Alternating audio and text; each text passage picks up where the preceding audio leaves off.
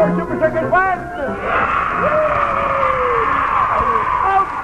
Okey-dokey, more Super Circus coming right up. And let me tell you something, two of the most delicious candy bars in the whole wide world are going to bring you more Super Circus. And right now, Snickers, that candy bar that has everything, especially peanuts.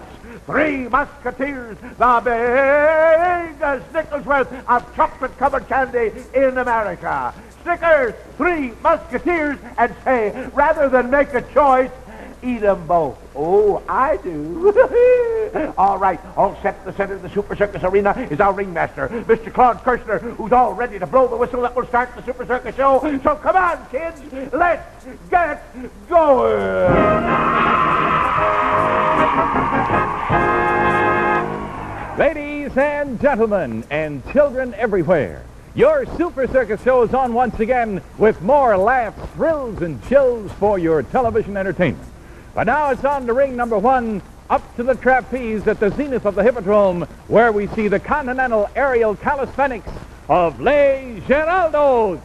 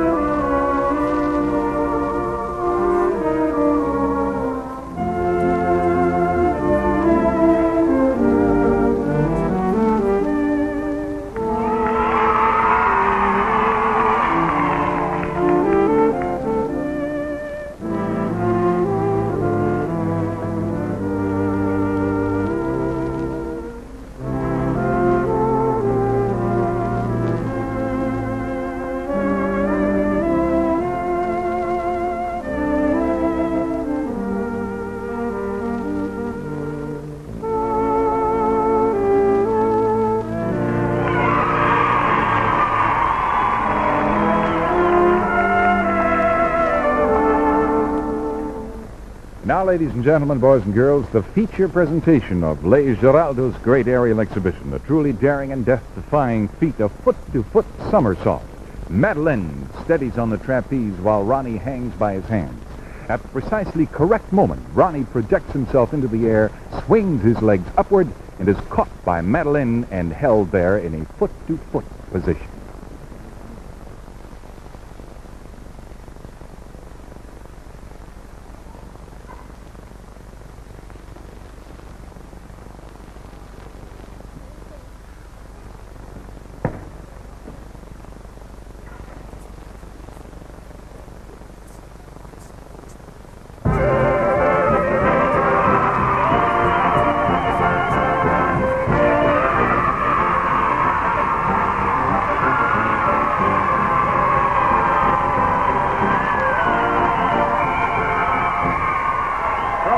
Boys and girls, Les Giraldo's bringing you daring and death-defying feats in the dangerous trapeze high above ring number 1, risking life and ling to bring you all the thrills and chills of today's Super Circus show.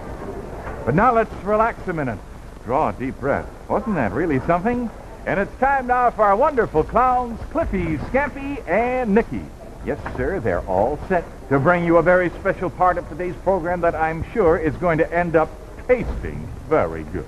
Right now, here they are testing out very scientifically why a Snickers candy bar tastes so good.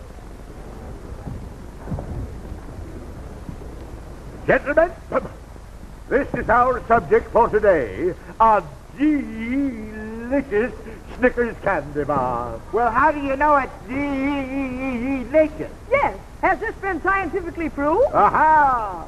That is precisely what we are going to do. Remove the wrapper. Wrapper removed. Well. It doesn't seem to tell me anything. Well, golly, Cliffy, Doctor, it tells you the name to look for. Yeah, Snickers. And it says Mars and has a star up in the corner. Very good. I shall remember that name, Snickers. And now for the candy bar itself. Hear anything? What did you say? Hear anything? Not a sound. Well, here, try this. Oh, yes, very good. Aha! Does it look delicious? Does it look delicious? That milk chocolate says that Snickers bar is just begging to be eaten. Boys, I couldn't help but overhear it. You're going at this all wrong. What? We couldn't be wrong. But you are. Just take a look at this. You've got to see what's in a Snickers first. Now, you see that pure milk chocolate coating over that golden creamy caramel layer and a nougat center flavored with peanut butter and real malted milk? Mm-hmm. But best of all, Snickers has something special. What? Peanuts. Great, big, fresh, delicious peanuts all through that caramel layer. Yes, sir, gentlemen. But now for the only test that tells you just exactly why and how a Snickers tastes so delicious. Mm-hmm. Are you ready, gentlemen? Ready. Very well, take a bite.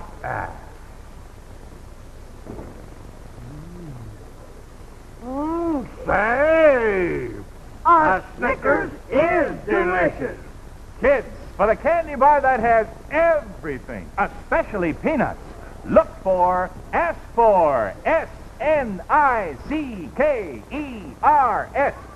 Snickers, made by Mars.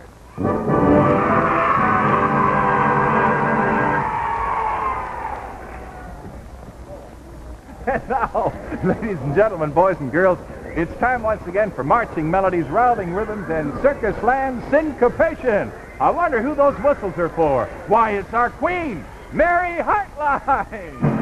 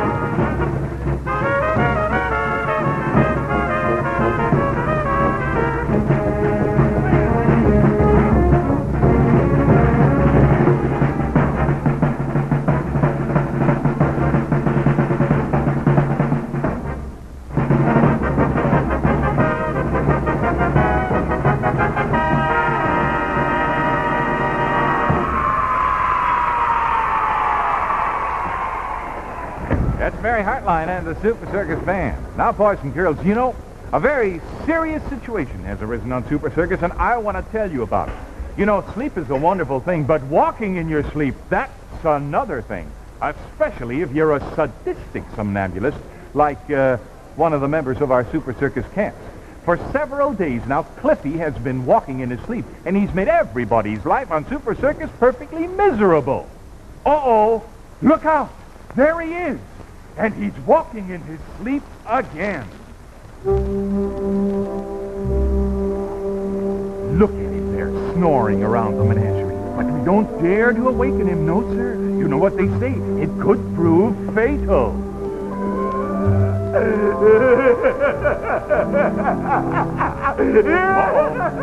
Now we're in for it. Whenever he laughs like that, something's gonna happen to somebody sometime soon. Why, just look what he did to poor little Nicky. He ran him right into an electric fan because he thought he was just a bunch of hot air. And Scampy, oh, what a time he's been having. Every time Scampy turns his back, wham! Cliffy thinks he's a young rump roast that needs tenderizing. And this has been going on for days and days. We just never know what's going to happen when Cliffy goes to sleep. So remember, you've been warned. Watch out for Cliffy the Sleepwalker. Now, look what he's doing. Yeah, hey, Cliffy! Cliffy, come back here. Come back. Come on back, Cliffy. Come on, Don't do it. We gotta stop it. Yeah, come on. Wow, but how? Well, maybe this perfume of Mary's will do the trick. Phew, that stuff is strong enough to stop anybody. Yeah, well, come on, let's try it. Cliffy! Come on, Cliffy. Cliffy! Come on. Come on, Cliffy. Careful now. Take it easy. Mary's here, Cliffy. Mary's perfume. She wants to talk to you. Mary's here, Cliffy. And right over here, Cliffy. Right here. That's it. Cliffy, don't you think you ought to let us have that pie? Yeah, just in case you might slip, Cliffy. Come on, give us the pie, Cliffy. Oh, no, not again. 7 times he's hit me with that pie today. This has got to end. Yeah, we've got to wake him up. And we got to do it right now. Come on, let's... Don't do that. You must never abruptly awaken a man who is walking in his sleep. They say it could prove fatal. So what? You might kill him, that's what. Well, couldn't we kill him just a teeny weeny bit? Nah, Claude's right, Nicky. Put down the water. Now, the way I see it, we've got to humor him. That's it. We'll play along with him. Not me. No, sir. I ain't going to take no more pies in the puss. Well, you don't have to. All you got to do is duck. Duck? Yeah. When you see the pie coming, duck. Say, that is a good idea. Look out!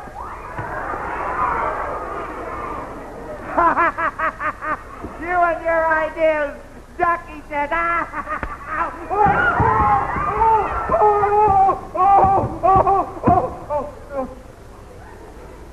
Whew. Well, that settles it, Nicky. Let's get that guy. Come on, let's get it. Give me that. Where's my bucket? Right there. Hi, fellas. Hey, what you doing? That Cliffy's walking in his sleep again. Yeah, and he's making life miserable for us. You mean still? Yes. Yeah, and if you don't watch out, he's going to be after you next. Cliffy wouldn't dare. See? Mary. Guys, look out, Mary. He's after you. Hey, look out. We'll protect you, Mary. Lucky, don't worry. This is protection. I'll protect myself, thank you.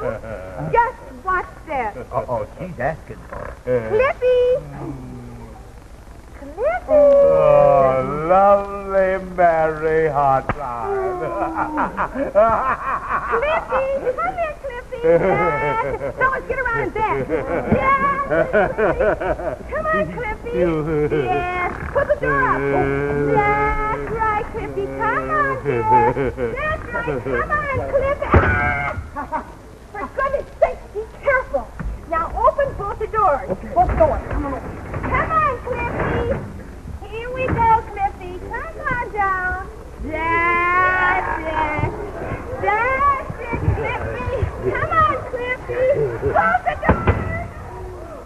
Oh. Well, there's your sleepwalker. He won't bother anybody now. Yeah, but how are we going to wake him up? Wake him up. We can't just leave him in there forever. No. Or can we? Oh, how silly and stupid can you silly clowns be? Cliffy's not any more asleep than you or I. Huh? No, this is one of Cliffy's big jokes. Just this morning, I heard him tell the cook to be sure and make lots of pies for his sleepwalking bet. Wow! Oh, we did he? Yes, and if I were you guys, I'd give him the work. The word. What work? The water work. Hey, the waterworks! Wow! Not the waterworks! Oh, fellas, please. Remember, I'm your old pal. Oh, boy.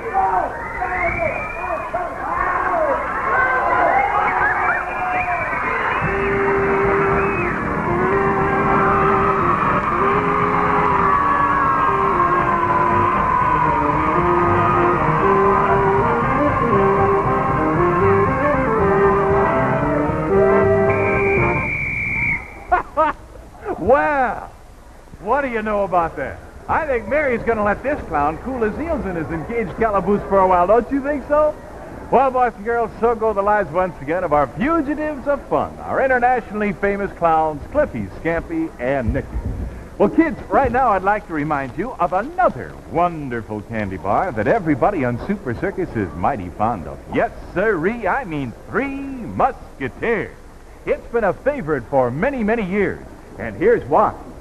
It's the candy bar that breaks easily into three just right pieces of the very tastiest nougat candy. Light, smooth nougat that's flavored with sweet cocoa. Lots of sweet chocolate flavor. And see? 3 pieces for easy eating. And here are our star salesmen for Three Musketeers, our Super Circus audience. And do they eat up those Three Musketeers? Ho, ho! They know good candy when they taste it, and Three Musketeers taste just swell. Say, here's the idea for warm days ahead. Try chilling or freezing those Three Musketeers of yours. That milk chocolate and nougat tastes cool and frosty and makes a great hot weather treat. But anyway you like it, regular or chilled, Three Musketeers is the candy bar for you. Look for the figures of the Three Musketeers on the big white wrapper. The biggest nickel's worth of chocolate-covered candy in America. Three Musketeers.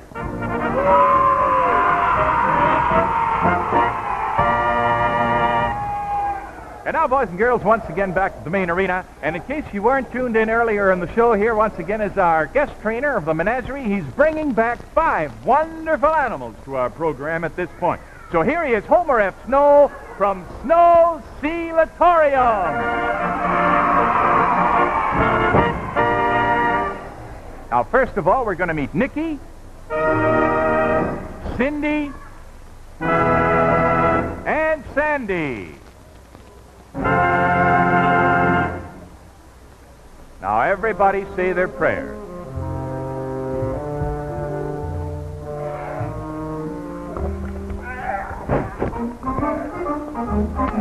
And now, boys and girls, you're going to see the cutest little animal we've ever seen on Super Circus. Here he is, Penny the Penguin. He's 9 years old, but we still don't know whether he's a boy or girl. He's never laid an egg yet. And we don't want him to lay one on our program today either. Oh, he's a jumping penguin. Watch this. He's a jumper. Up and up. Oh, what a fine way to jump. Well, anyway, there he gets a little pat from his buddies. And there he is, Penny the Penguin. Back in your igloo, buddy, because next up, we're going to see Cindy, and she'll show you how to roll the barrel. She shows off a remarkable talent.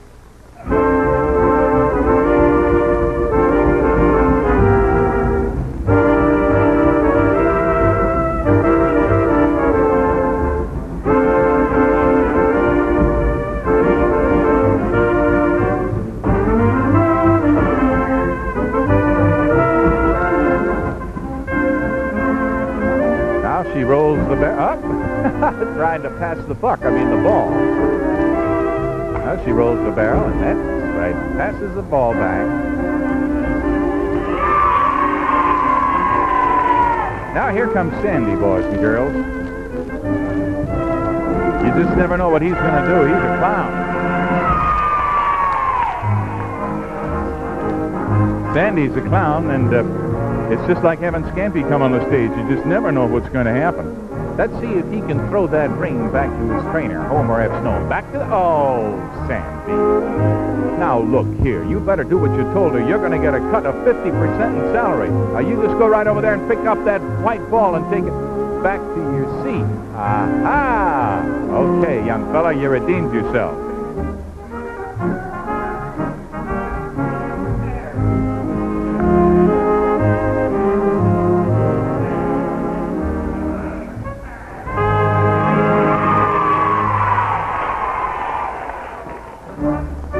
Now it's time for baseball. The boys throw the ball around a little bit. There we are. Ball's at first base. Let's get it over to second, boys. That's right. Got a man on base after that one. Now he's over in second. That's Sandy. If we don't watch out, we'll have a great big score up against the SEAL team.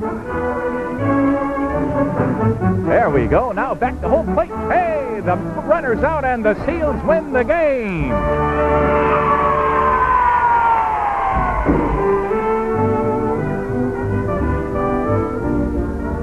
Cindy now again shows us how it's supposed to be done. Seal balancing at its very best.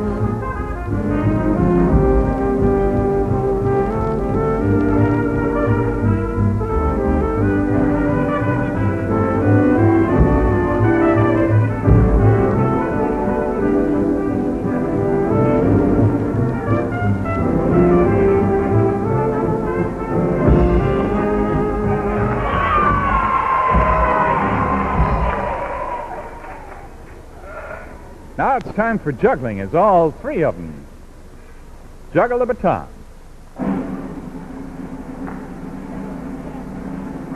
There's Nicky passing it to Cindy, and there it is to Sandy. Oh, pretty fancy, huh? Whoops! Looks like Sandy wins.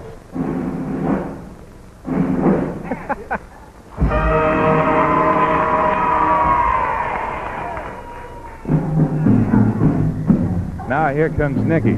No relation to the clown of the same name. Oh, they don't even look alike. But he takes the center spotlight for a seal conga.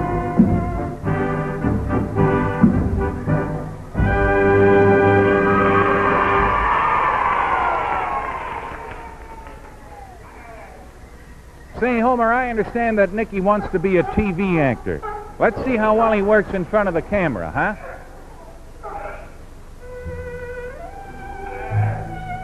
Pretty good, huh, kids? Very good.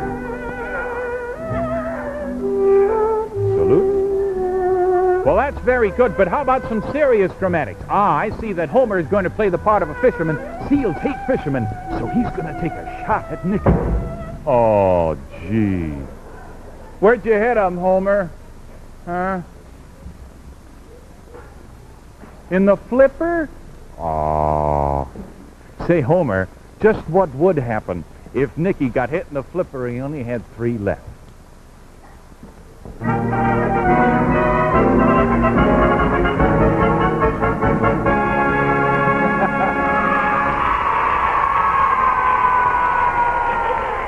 And now, boy, hey, look what's coming on the stage now. Did you see that? This is Perry the Pelican, the world's only and first trained pelican, boys and girls. Watch Homer put him through his paces. First, he wants to get acquainted a little bit with the Super Circus set. Yes, sir-ree. Up you go, my friend. Uh-huh. Oh, he's got a tremendous wing spread there, kids, about 6.5 feet. Now watch. He does exactly what Homer tells him to. Oh, chow down, huh? He sure can get rid of that fish, I tell you. Say, Homer, does he ever miss catching a fish? Huh? I don't know how he could really ever miss, Kirshner. I really don't. Why not? Well, look. You want to show us? Yeah, look here. He's got a regular catcher's mitt here. Oh! No, sir. Don't let him mistake my nose for a fish. No, sirree. He's a nice guy, though. He is. Oh, he likes to neck. Let's do a little necking with him here. Ooh, a little loving, huh? He's a little nervous about Mike, and we'll try to make him love you. How about you? Love me over? Huh? Come on. Oh, come on. He says, yo. How about it? Well, I think he'd like to do a little trick here. Roll the barrel out. How about it? He would like to roll the barrel? You mean he can roll the barrel just like the seals make can? the seals jealous. Oh, yeah. Gee. Well, all right. Let's make the seals a little jealous. Here's Perry the Pelican, boys and girls, rolling out the barrel.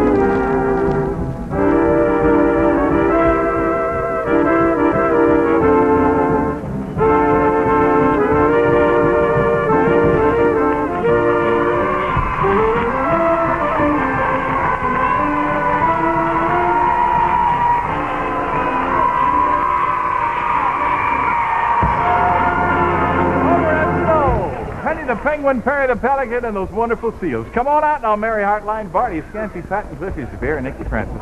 Gather around the old ringmaster, because we have to say goodbye to all these wonderful people.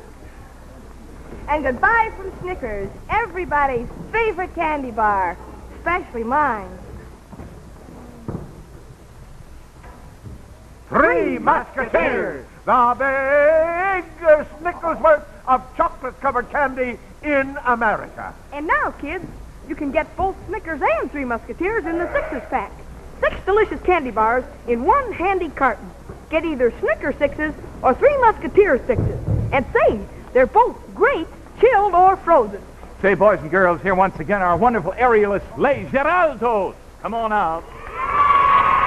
And here's Homer F. Snow. Let's see who he comes out with. Has Homer got an animal ready that he can show us? Good. Here he comes. Well. There's Mickey the Clown.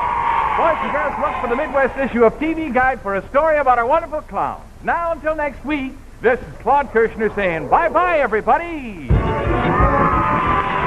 Super Circus was produced by Phil Patton. Directed by Ed Scott. Technical director was Russ Hunt. Super Circus came to you from Chicago.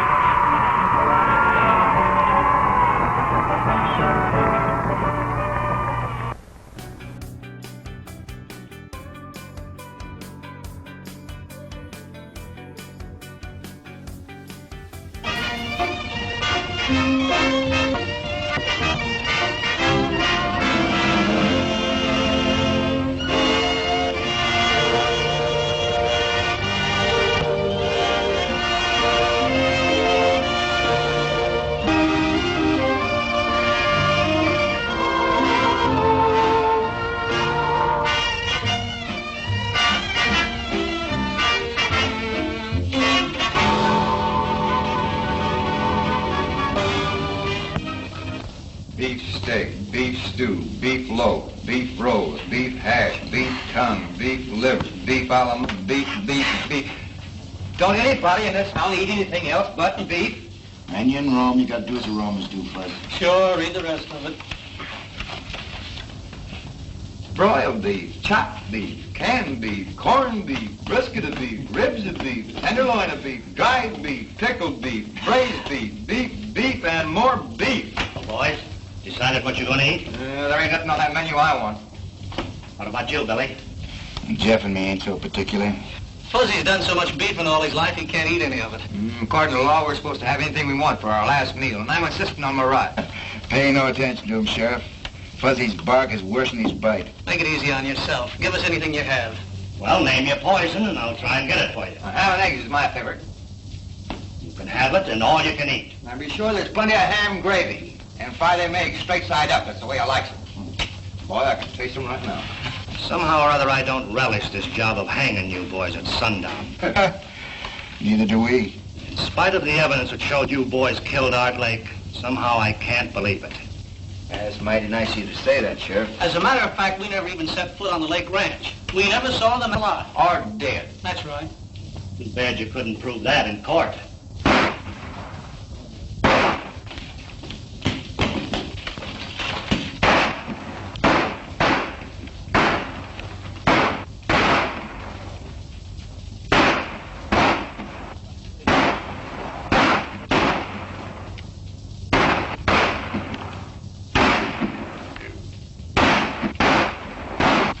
Wonder what all the shooting's about. This key will open the cell door. And here's your guns.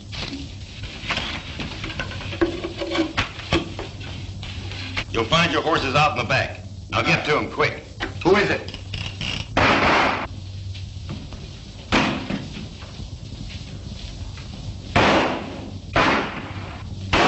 Come on, boy, let's get out of here.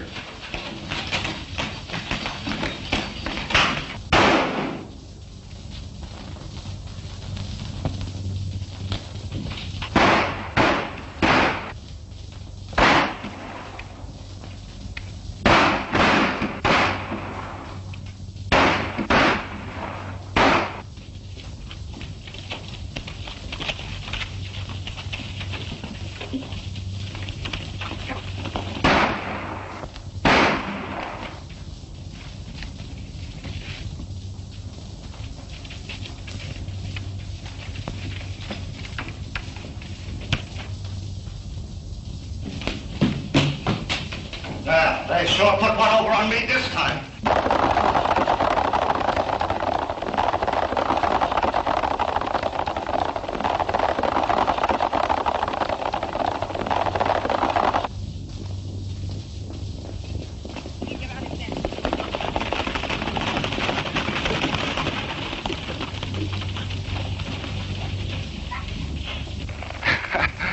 Run up against a lot of funny things in my time, but this tops them all.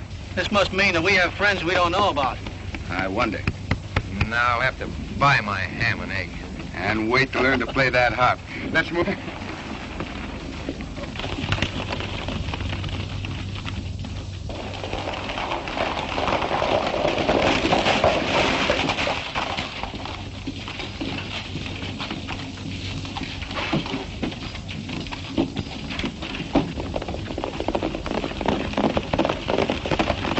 Sure the three of them got away clean. There's no doubt about it. That's good. Now we can go. While they was in jail, there was no use to us. Look, Montana, get Pete and Charlie, put on those phony duds, and get busy.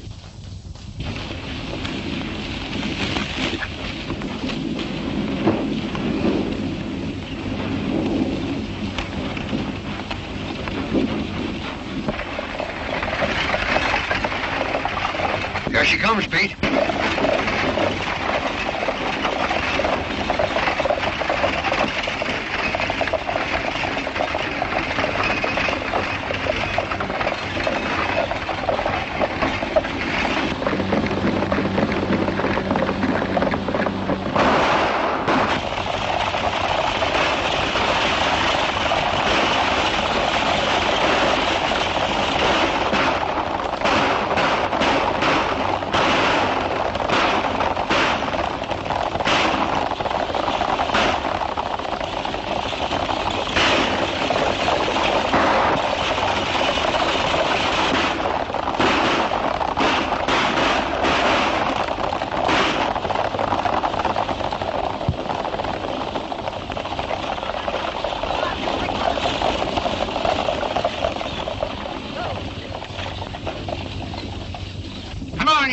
Throw that box down.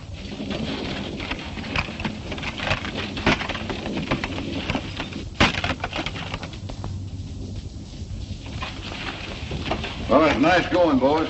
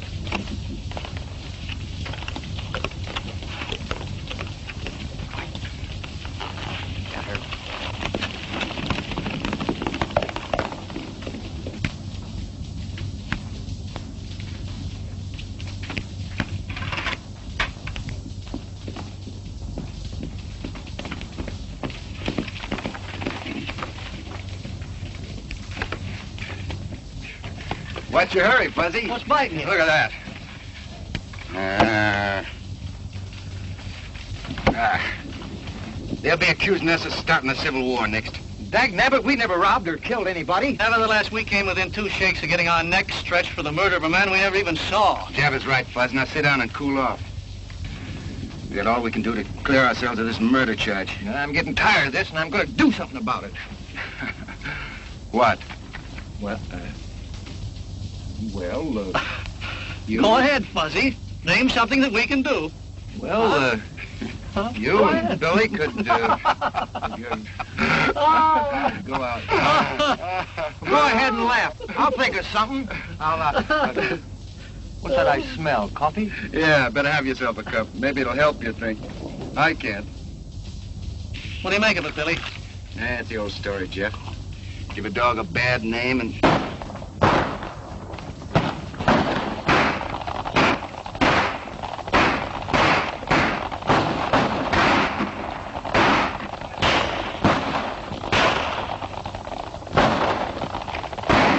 Sounds like it's coming from over that ridge. Hey, maybe we better go have a look, huh? There we go again. I don't know. Every time you fellas hear a shot, you want to get in. Quick as fuck. Fuzzy, let's go.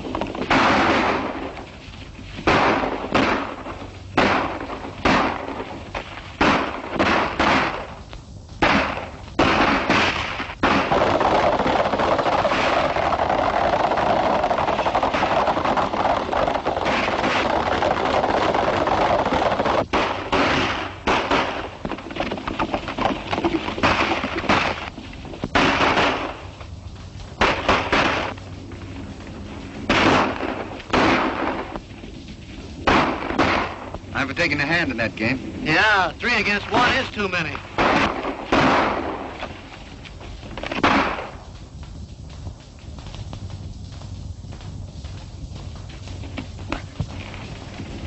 Jeff and me can handle them coyotes. Billy, you take care of that fellow who shot. Right, go ahead.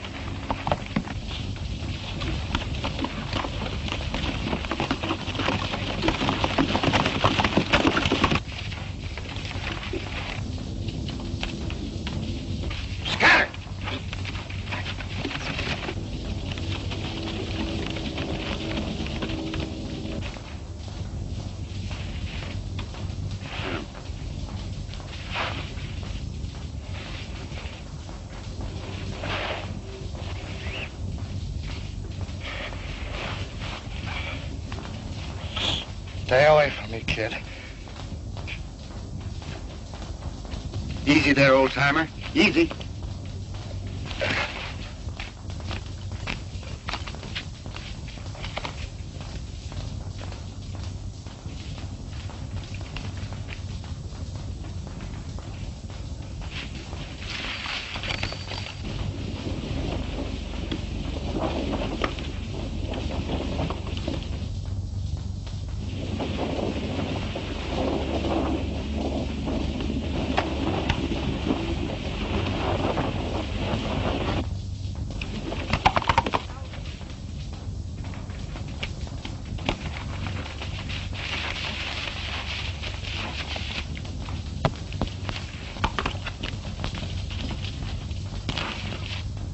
Hey, Jeff, did you see that? Hey! What's the matter with you?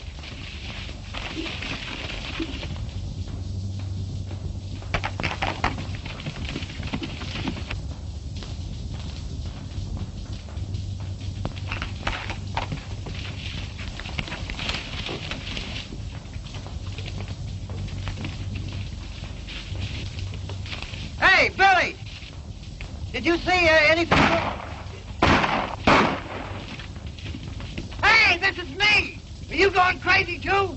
Well, you're not going to get away with it.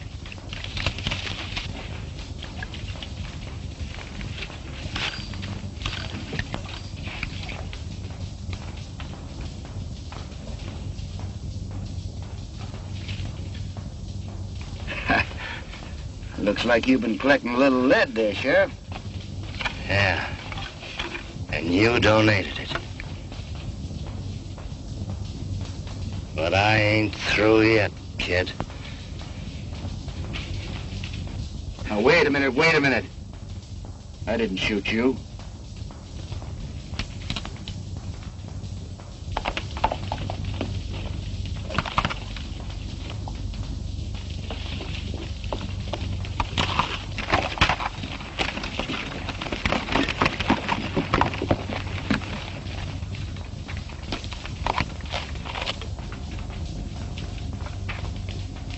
Am I dreaming, or who am I?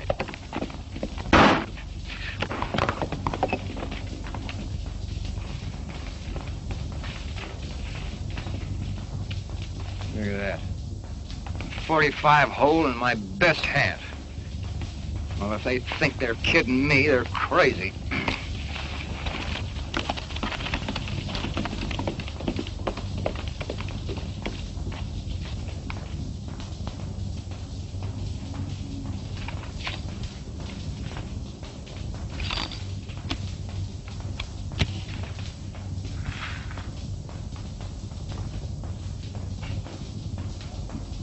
I don't get this. We're a long way from anywhere, Sheriff. That wound's gonna fester if we don't get that bullet out. You're a fool if you take it out, kid. Yeah, I know. I'm gonna do it anyway. I'm warning you, kid.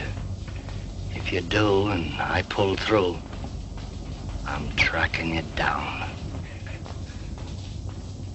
It's gonna hurt. I can stand it if you can.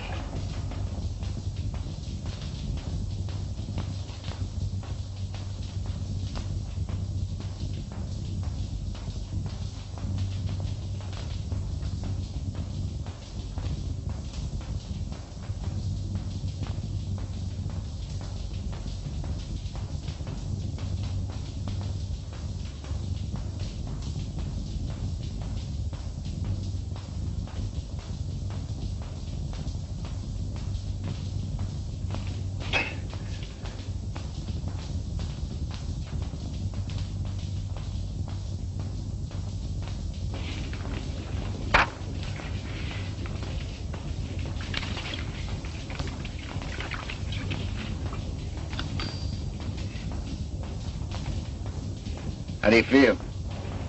All right. Thanks. You'll be in shape to ride again in a week or so.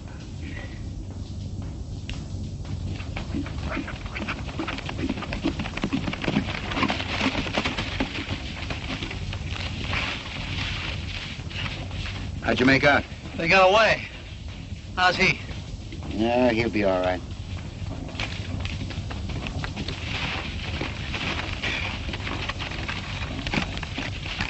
Put up your gun, you're among friends. I'm not so sure of that. What's eating you now, Fuzzy? I don't like to be shot at by fellas that call friends. Most of all, being shot at by myself. Look at that, look at that. A bullet hole put in there by me shooting at me. And you, my friend, is doing it first. You must be touched by the sun. I've been right here all the time. I haven't seen you since we separated until right now. I'm Fuzzy Jones, ain't I? Sure you are. I don't know whether I am or not. Hey, give my whiskers a yank, will you? I want to see if they're real. Go on, give me a yank. You mean that? Certainly I mean it. It's the only way I can tell whether I'm asleep or awake. Okay, here goes. I guess me is me. Well, if you three didn't jump me, then it was three fellas that looked exactly like you. You mean they were dressed like us? Exactly like you. That explains it.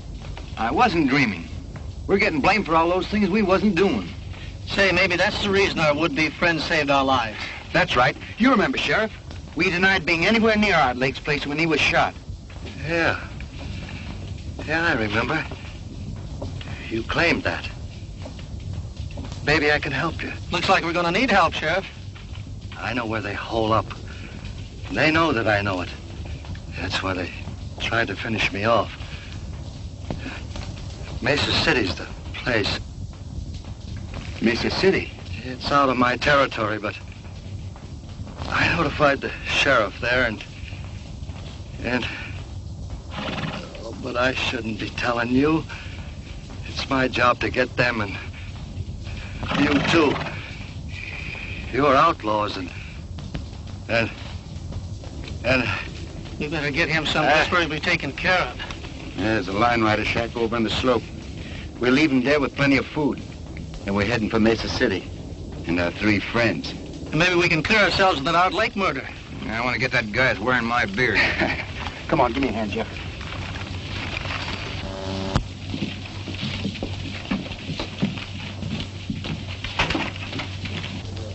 Now, I thought I told you. Wait a minute. I had to see you. We had a slip-up. Where's Pete? They're in the hideout.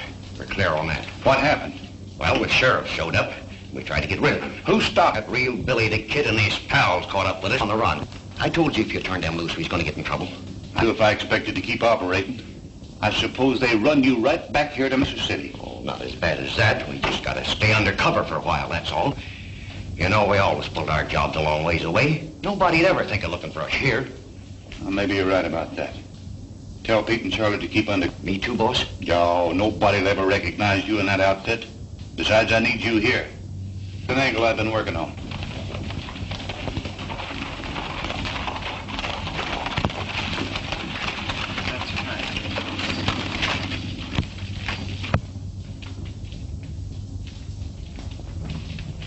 I've heard of this Mesa City. It's a robber's roost if there ever was one. There must be some good in this town. Look at all them stores. Not many, I'm afraid, Fuzz. Is that good or bad for us? I'll tell you more about that later. Take my horse into that blacksmith shop and get a new set of shoes. Well, what in the thunder's shoes got to do with it? If they don't take a shot at me, then we have nothing to worry about. We'll be here for a while until we pick up the trail of those masqueraders. If someone does take a shot at you, then what? I don't have to tell you boys what to do. Come on, boy.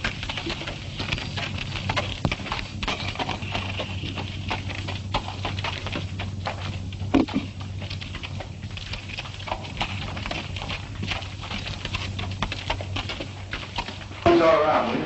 All right. Come on. Come on. Come on. Come on. Get over. Whoa. Up.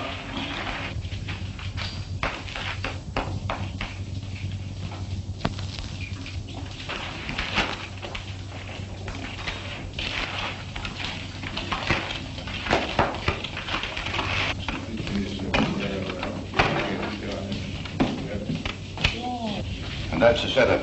With that gold ship in my safe, I'll have this town sewed up tight. You got it pretty well buttoned up now. Who is it? Who is it? It's me, Curly. Something's come up over at the sheriff's office. Come in.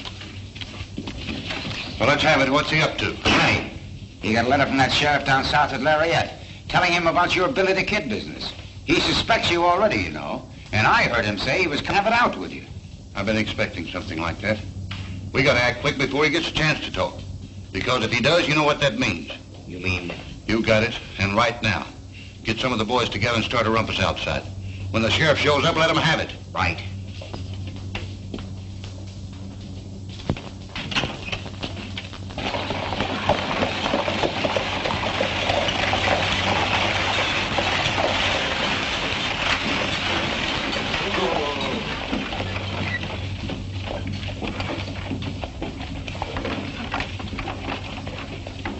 Hello, Dave. Have a nice trip?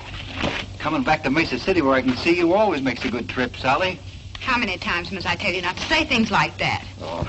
Give me the mail. Oh, hurry up, Dave. I've got a lot of work to do. There you are.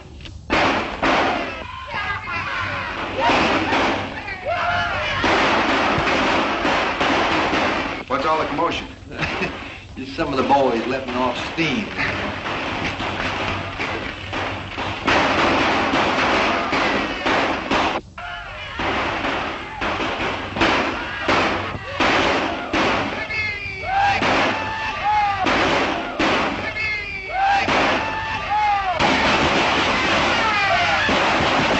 Hold it, boy. Hold it. Here he comes.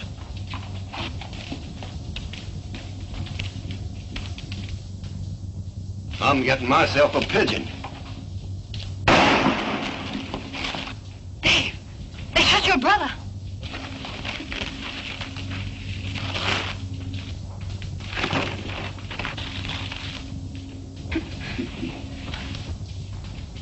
Yeah, here comes another one.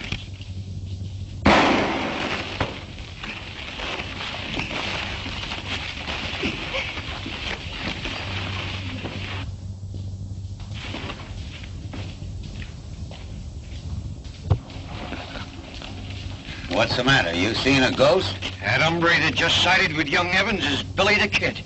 Well, you're crazy. The kid's in New Mexico. I tell you, it was him. He must have followed you. Maybe you're right.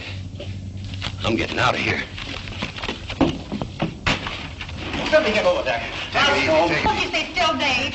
Those fellows shot my brother. Yeah, you stick your nose out there and they'll kill you. Maybe, but some of them will go along with me. Somebody's got to arrest those men. Who'll volunteer to put those killers where they belong? Take it easy, Fuzzy. If I were only a man, I'd show that crowd where to get off. Plain law man is a little out of my line, miss, but if you feel that way about it, I'll see what I can do. I can handle it, Jeff. Just cover me.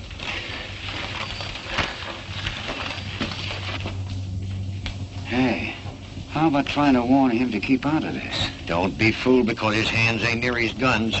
He's fast.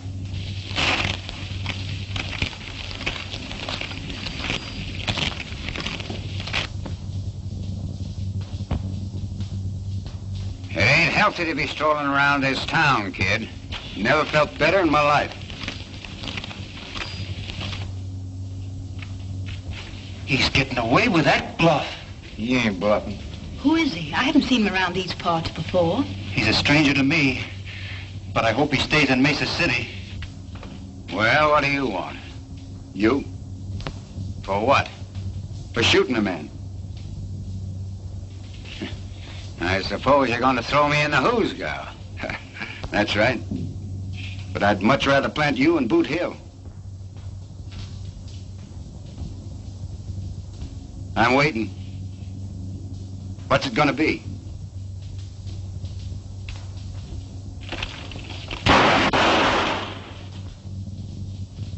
The next one that tries that will be committing suicide.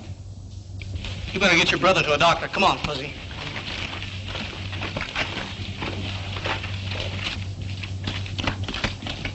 I'd heard these men off to jail, Fuzz. What are you gonna do?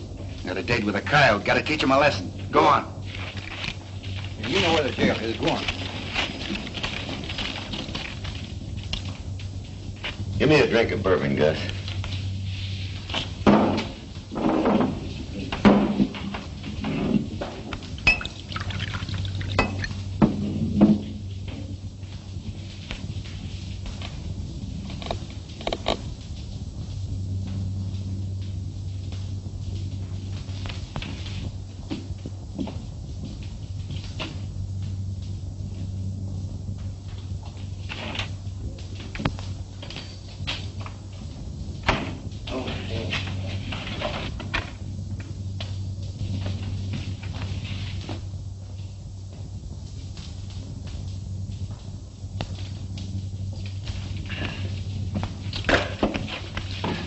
Found that gun outside. Seems to fit your holster. Now, I wonder how I lost that. Well, thanks anyway.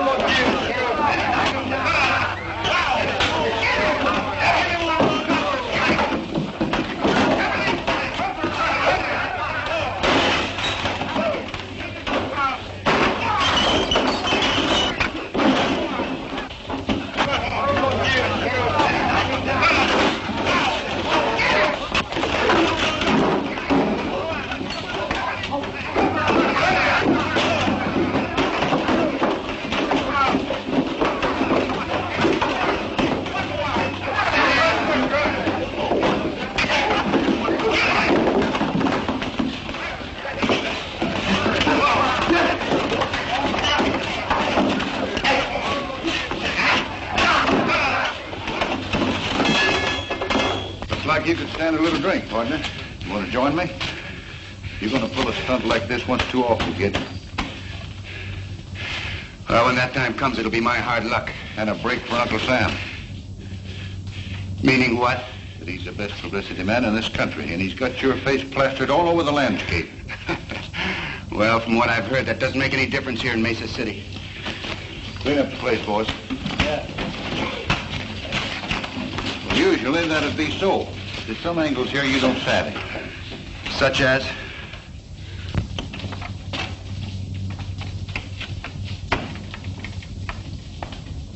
Hiya, Judge. What's going on, Rob? Say, ain't you taking a chance hanging around here? Maybe. Judge, meet Billy the Kid. Kid, this is Judge Clark. You didn't expect to see the real thing in Mesa City, did you? Well, you've been making things pretty lively since you hit town. Well, it seems like a pretty lively town, Judge. It is. Oh, I just turned him Montana and the rest of the boys loose. Good. There's another thing I want you to do. When Barton wakes up, give him Steve Evans' badge. You know, he's through being sheriff. Barton always did want to wear that hunk of tin. Yeah. I got some legal matters to take care of. I'll be seeing you. I suppose that's one of the angles you spoke about me not knowing. Yeah, and there's others. You seem to have this town pretty well sewed up. I have. And if you string along with me, I might be able to protect you and your pals from that murder charge. What murder charge? You know what I'm talking about. And if I don't? You saw what happened to Steve Evans. Well, I'm setting up Mesa City the same way. Any wanted man is welcome, provided... Provided what? That I get my cut for the protection I give. And it looks like you could stand a little protection right now. Come on, let's have a drink. No, thanks. You know, I've always played a lone hand. I'd like a little time to think it over. Go ahead. But don't take too long. I won't. Give me some bourbon, Gus.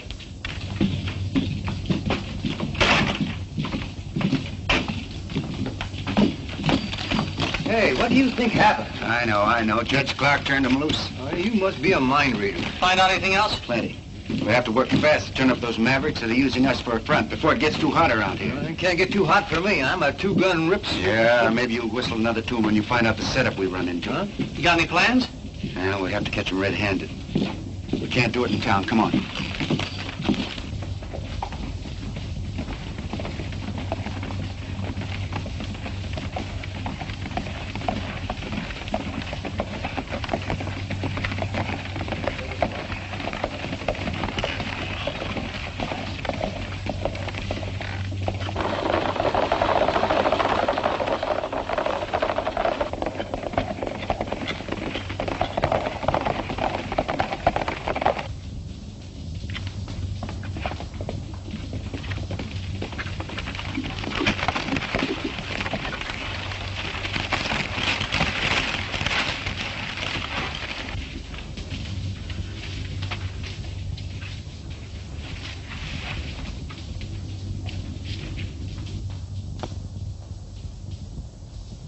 You know, I'm beginning to think when that sheriff told us to go to Mesa City, he sent us on a wild goose chase. You're wrong, Jeff.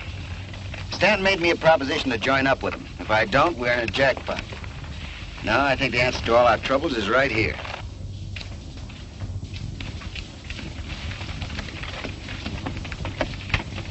Listen, if we don't turn up by sundown, why don't you head back to town and watch things there? That's an idea. Jeff and I can take care of things out here. Okay, I'll do that. All they've been doing is snooping around, nothing else. I'm convinced the only reason Billy the Kid returned to Mesa City was to find the murderer of Art Lake and clear himself of the murder charge. Well, they might as well be looking for a needle in a haystack. Well, I'll feel a lot safer when he's out of the way. Who is it? Hey, Montana. An Indian just brought this in. Yeah, this is a break. There's $15,000 coming in from Laird on today's stage. Here's our chance to kill two with one stone. You telling me. Montana, let's get Pete and Charlie, put those phony duds on and knock that stage over before it's town. Won't that give the whole setup away? No. Oh, when Dave sees you, he'll think it's Billy the Kid and his pals. You'll get away clean and they'll be blamed. Yeah, I get you. And Barton, just to make it look legal-like, in on this badge. Boy, am I gonna like this.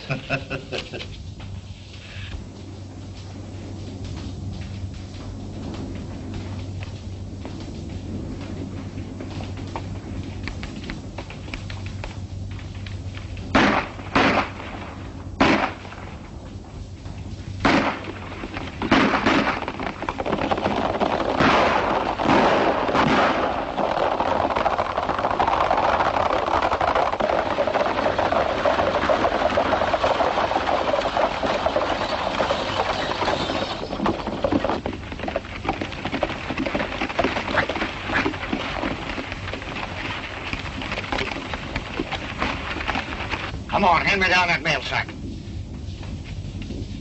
You fellas won't get away with this. If it's the last thing I do, I'll forget it. You're talking to Billy the Kid and his pals. And don't make me mad, partner. Looks like we hit the jackpot, Fuzzy. Boy, is this gonna be fun.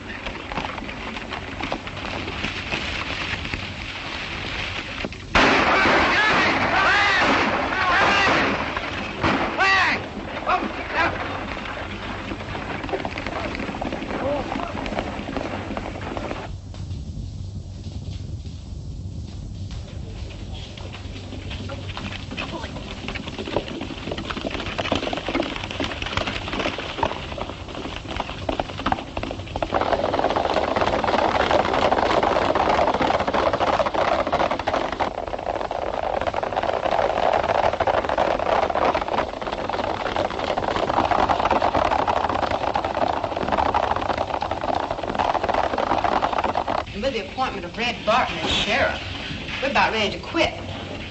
I'd hang on a little longer if I were you. Maybe we will, now that you're back. Dave and I thought you'd left town. No, we just sort of been scouting around, looking things over. Are you figuring on settling down in Mesa City, Mr. You never did tell us your name. My friends call me Billy, Bill Bonnie. I'm Sally Crane. Yeah, I know.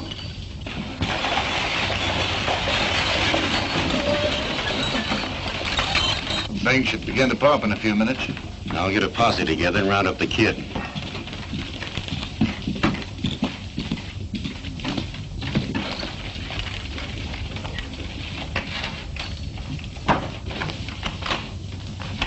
I was held up in the past by Billy the Kid. He's a fellow we thought was... Put him up.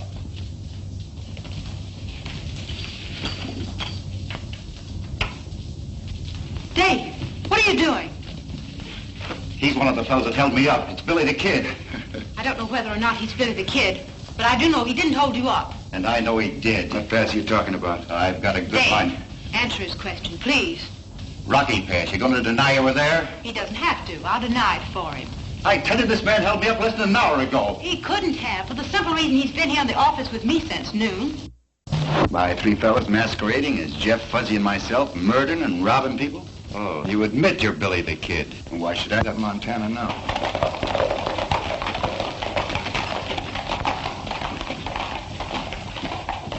I'm wrong about you three. Point that gun at folks. And then you'll be sorry. Come on, what are we waiting for? Now, wait a minute. To figure out a way to force a show with Stanton and his gang without getting shot full of holes. Yeah, and at the same time, maybe we can convince Sally and Dave that we're on the level. That's right, Jeff. So here goes. Now, word came to us some time ago that unless we got these three... Where's Stanton? In his office. Well, then, if things were else, not only with you, but with the law. You don't have to clear yourself with me. I believe you. Thanks, ma'am. It's kind of nice to hear you say that. Fuzz and I'll slide out the back door. Yeah, now, wait a minute. Don't hurry, Jeff. Don't worry, we won't. Come on, Fuzz. Good boy. Yes, swell fellas. Well? You might need this. Yes, ma'am, I might. Thanks.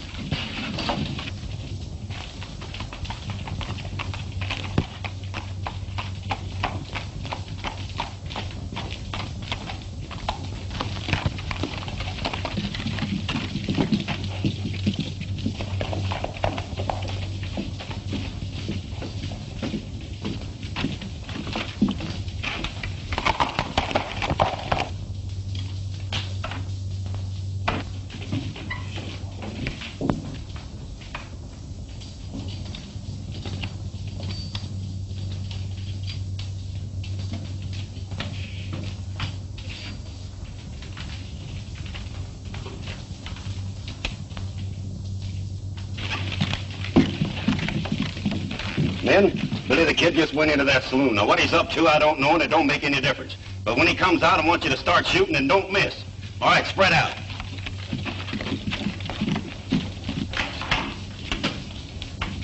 Hello, Sheriff. Pretty far out of your territory, aren't you? Oh, Lariat isn't so far away. Sorry to hear about Steve. If you're looking for his killer, you're too late. Judge Clark turned him loose. So I heard. Mesa City's in a pretty bad way. All the riffraff on the frontier seems to float in here sometime or other. You looking for anyone in particular? Yeah, I have a sort of a warrant for Billy the Kid. What makes you think he's in town? Oh, I've been cold railing him for quite a spell. Saw him on the street a few minutes ago. Gonna need some help, Dave. You want to throw in with me? Well... When I tell you what we know about Billy, I'm sure you'll tear up that warrant. Nothing you could tell me would make any difference now. Well, what do you say, Dave? You gonna give me a hand, or do I have to deputize you? Well, if you put it that way, why, sure. Good. I've got a special job for you. One that'll surprise Billy and his pals. Won't you listen to me, please? Some other time. Now, don't do anything foolish. Bullets are liable to get promiscuous like, so you better stay inside. Come on, Dave.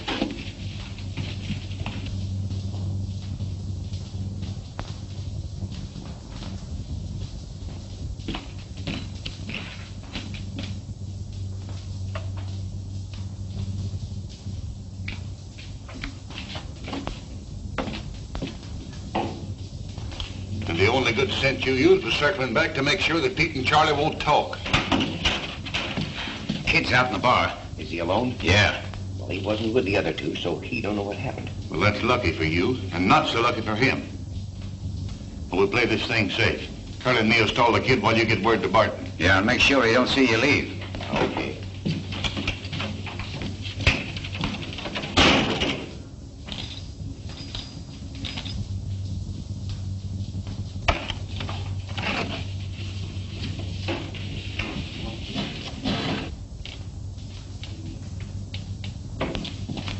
Well, hello, kid.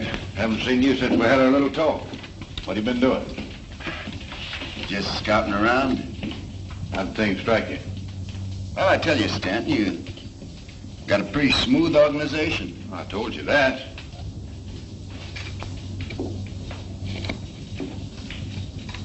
Boom!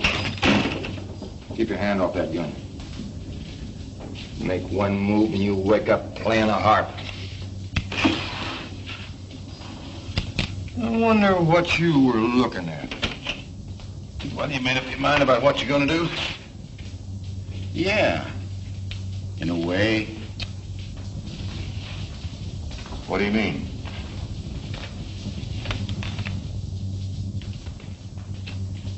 It's like this, Stanton. Stay put and you won't get hurt.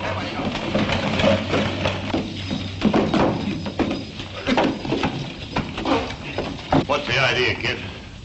Just my way of saying no to your proposition, Stanton. Hold it. I'd put that gun away. All right, get around the end of the bar.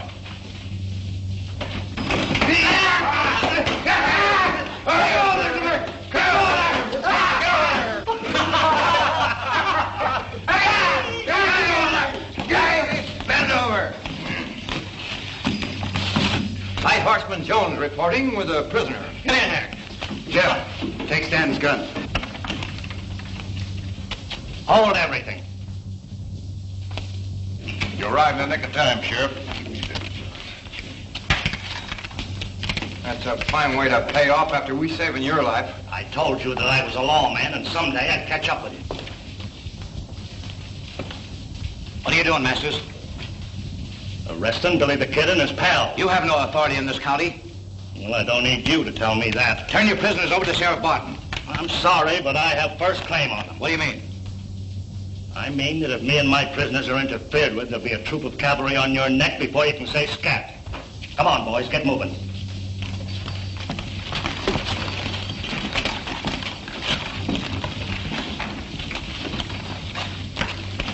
Let him go. There's a surprise awaiting for him outside.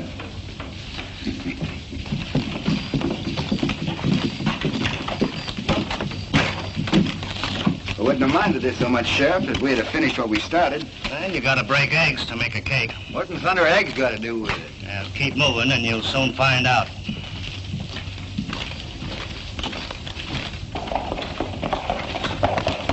Hold it, boys.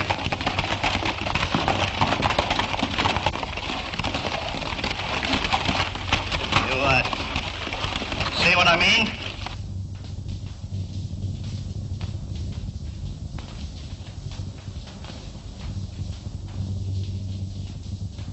What's the answer? They had the saloon covered with rifles. You mean they tried to drag us? That's what I figured, but I didn't want it to happen. Just yet. Oh, Dave, leave him there. Let's hightail it.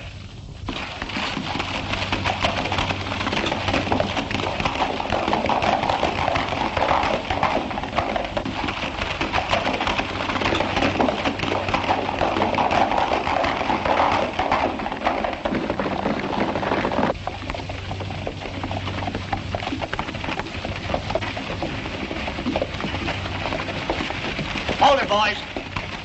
This is as far as we go. Get down.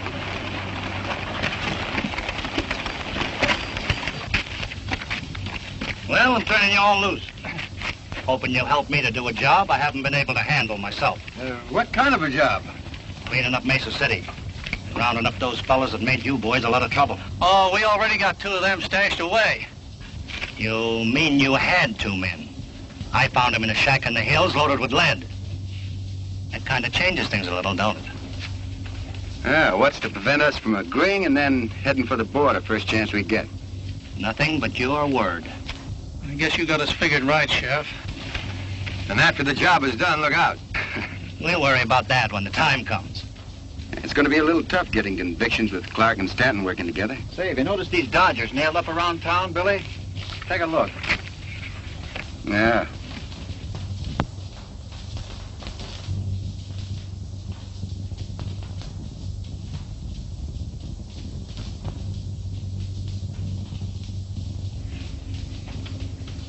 Seem to have something on your mind, Sheriff. What is it? Well, McConnell's a circuit judge and a good friend of mine. Any cases he tries are on the level. And you figure he might try a few while he's in town? Well, if Judge Clark was to disappear into thin air... Yeah, but there are only 3 days before the 4th. We'll have to split up. Jeff, you and Fuzzy work with the sheriff and Dave. I'll have a little talk with Judge Clark. See what we can do. Do I have to explain again, Judge, why this climate isn't good for your health? Why, you can't do this to me. I was legally appointed judge by Stanton. I've heard all that before. And I'm still convinced that unless you leave these parts, you're not going to live long. All right, I'll go. But you're going to pay for this.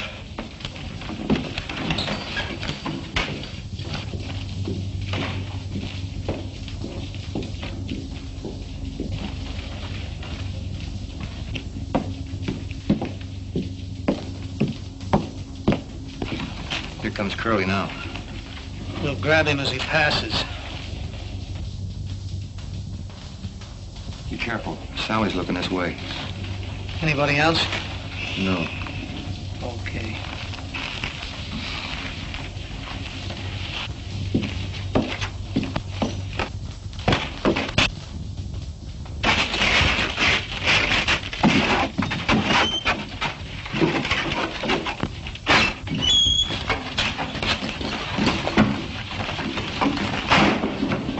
Hey, what are you fellas trying to do to me? I'm just going to take you out of circulation for a while.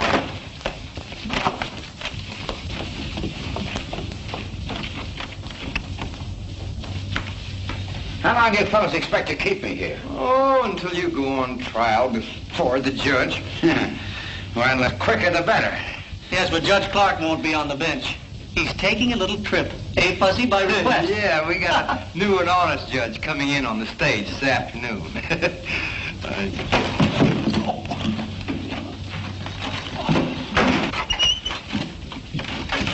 We'll have to travel fast if we're going to keep our date with Billy and the others. Yeah. I don't know who grabbed him, but they took him behind that building over there. Well, whoever done will soon find out they can't make a monkey out of me. Hey, help!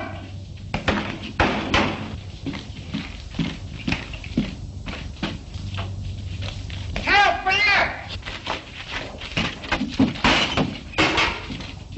Somebody get me out of here!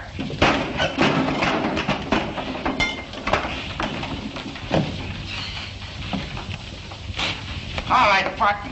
Come on, hurry up.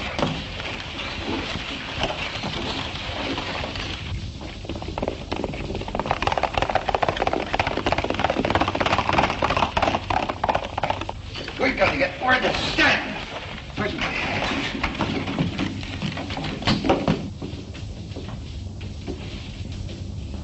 So they ran Clark out and bringing in Jack McConnell. I didn't think they're smart enough to pull a move like that. And there's no fixing McConnell.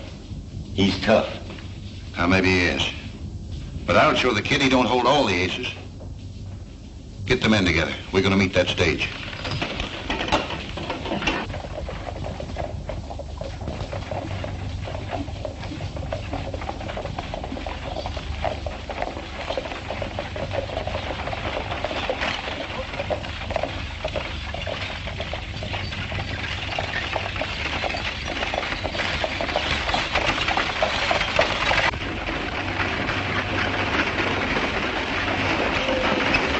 That's the way things stand in Mesa City, Judge.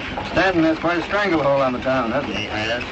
We're banking on you to help us break it. Well, if things turn out like you figure, we'll have plenty of evidence.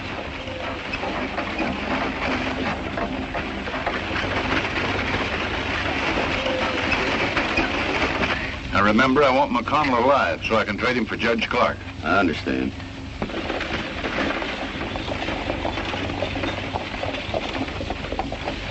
Here they come.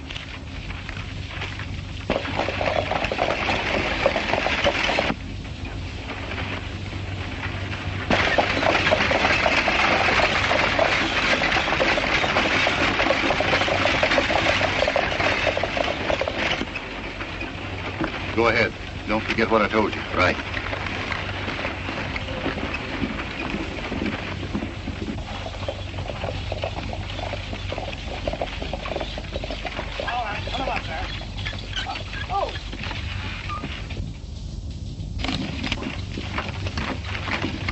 All right, get out of there.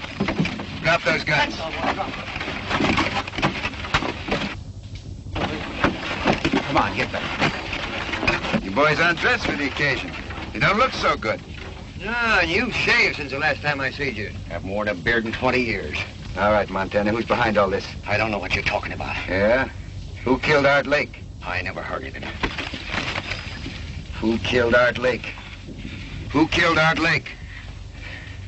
Montana, I never killed a man in cold blood before. All right, Bill, take it easy. I'll tell you. Sanders behind him. Oh. Keep an eye on him. Think I won't?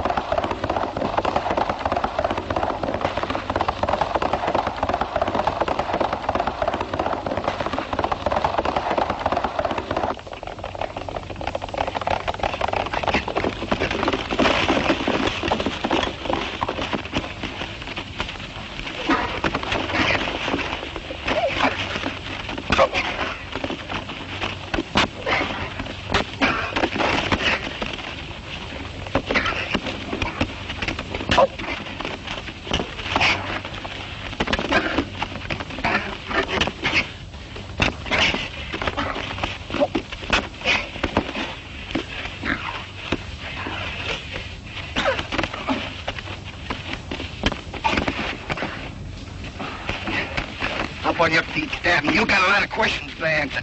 Get out of here. With Stanton and his gang in jail and the clothes they wore impersonating you safe in your hands as evidence, it won't be hard to convict them. Then you won't have to leave town. No, ma'am, not for a while. Hold everything. Now that you're a sheriff, it'd be all right if I use that desk. For how long? 6 months, 24 hours a day. What for? Sleeping. Now that everything's quiet and peaceful, I'm going to make up for lost sleep. Sheriff! Billy the Kid and his pals are holding up the bank. Hey, wait a minute. What did you do with those clothes? the clothes? Yeah, the clothes. Oh, I made a swell deal. I got $10 for them. Here we go again.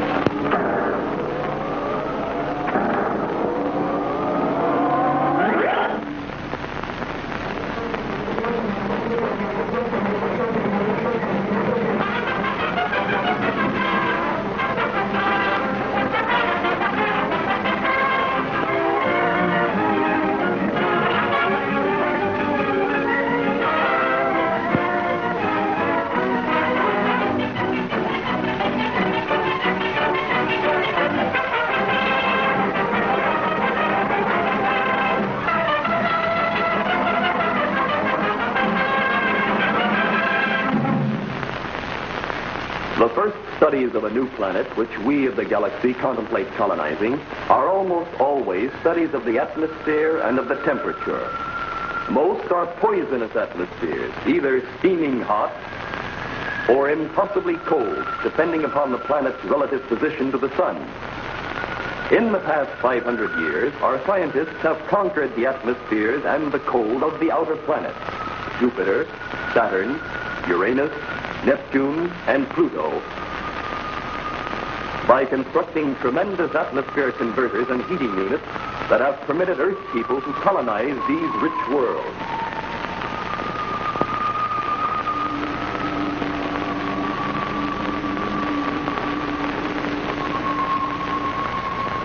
One of the principal scouting assignments of the Galaxy Bureau of Investigation is to check constantly the atmosphere and temperature, as well as to test certain secret equipment in the units which only GBI personnel are authorized to know.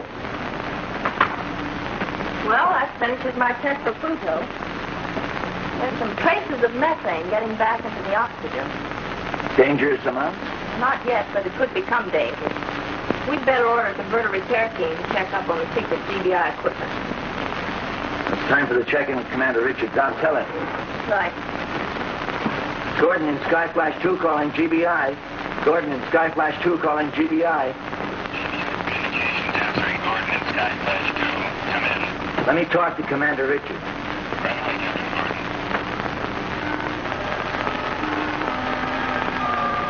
Last Gordon calling Commander Richards.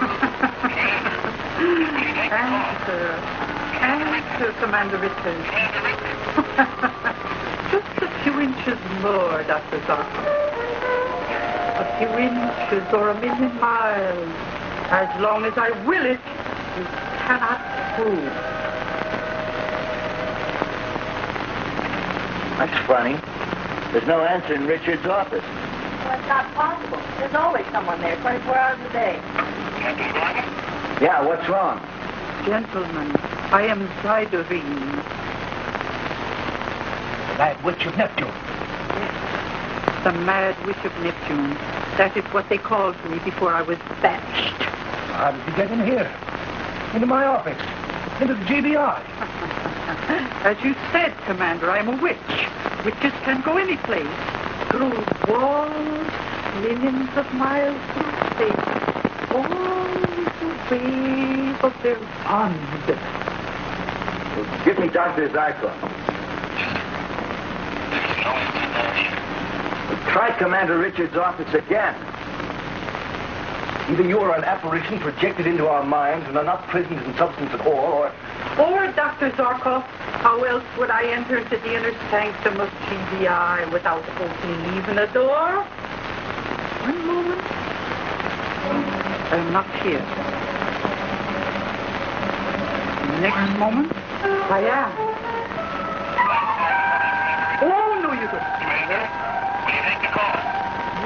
Commander Richards.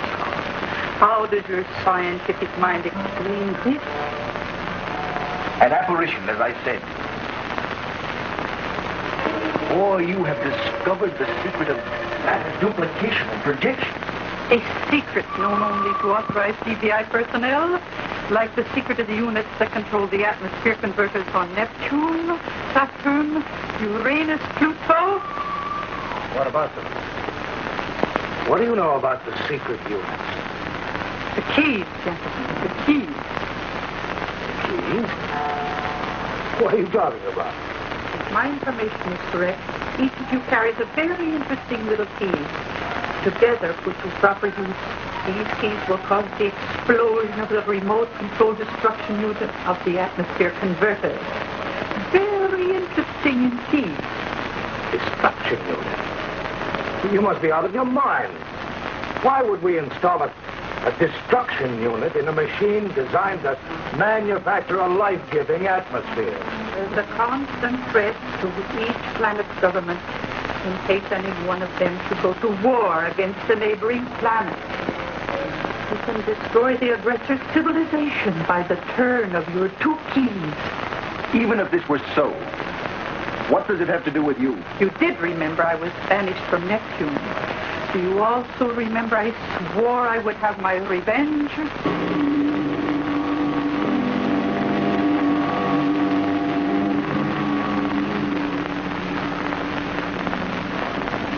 I don't get it.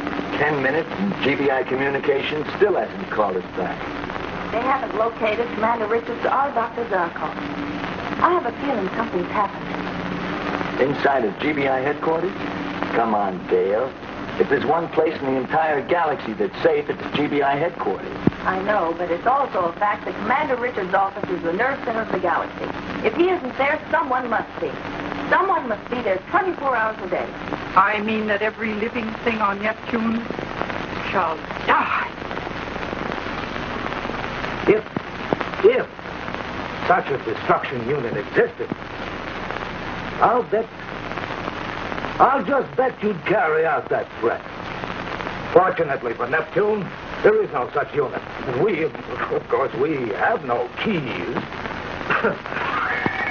My hand is being forced into my pocket.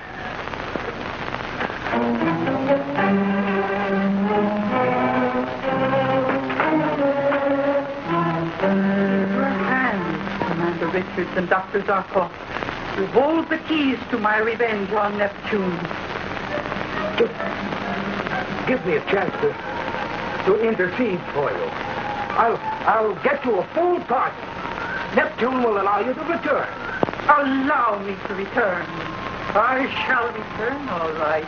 But only the ghosts of those who fancied me will be left to grieve.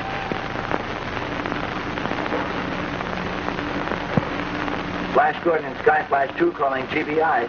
Flash Gordon and Sky Flash 2 calling GBI. Come in. What's the score on Commander Richards and Dr. Zarkov? Look, that's impossible. Someone's got to be in Richards' office. I know, sir. I've sent messengers to each office. As soon as they report back, I'll call you. Wait a minute. Yes, sir. We'll be coming in for a landing on Neptune in 10 minutes.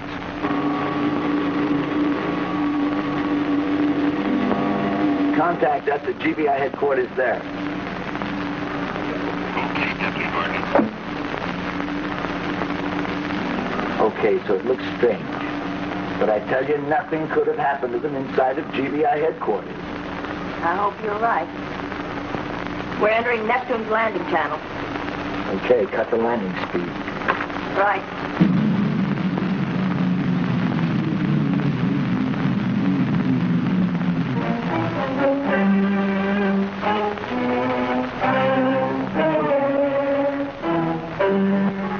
Nothing, no one can resist my will. Neptunians, in a few seconds, every one of you will breathe the poisonous methane gas. And you will know that I, Zydri, have had my revenge.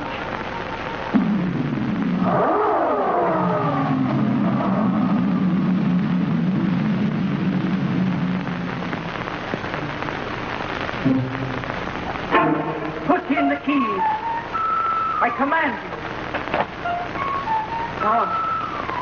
Now. Turn them.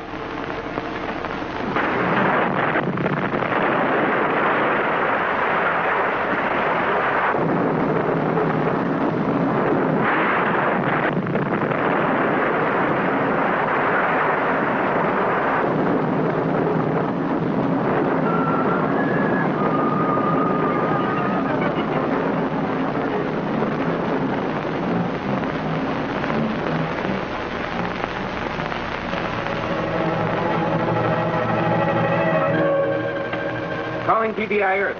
Come in, GBI Earth. Calling GBI Earth. Come in, GBI Earth. Have you been able to contact GBI Earth? I can't, Gordon. I can't make contact. The explosion must have knocked down all the communication lines. Our teleradio transmitters are about a half a mile away from the converters. They must have been blown up, too. You know what this means? Yeah, for some reason, Darkoff and Commander Richards detonated the control bomb. But their only authority to do that can come from the Galactic Council. And then only if Neptune has attacked another planet. But I don't understand. 5 minutes ago, we were talking to GBI and not a word was said about trouble with Neptune. What are we going to do?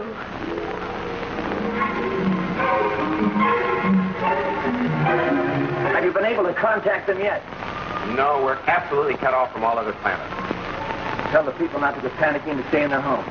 In the meantime, alert the military and the police to watch out for all attempts to escape from this planet. It's going to be difficult, Flash. Everybody will be trying to get away. Well, all the spaceports will be watched by the military and the police. No one should be able to, unless we all can. Right. We've got to get back to Skyflash and contact GBI. We've got to find out what's going on. There's only enough oxygen on Neptune to last the population for about 48 hours. There aren't enough spaceships in the entire galaxy to evacuate a planet in that time. Well, come on, we've got a lot of work to do.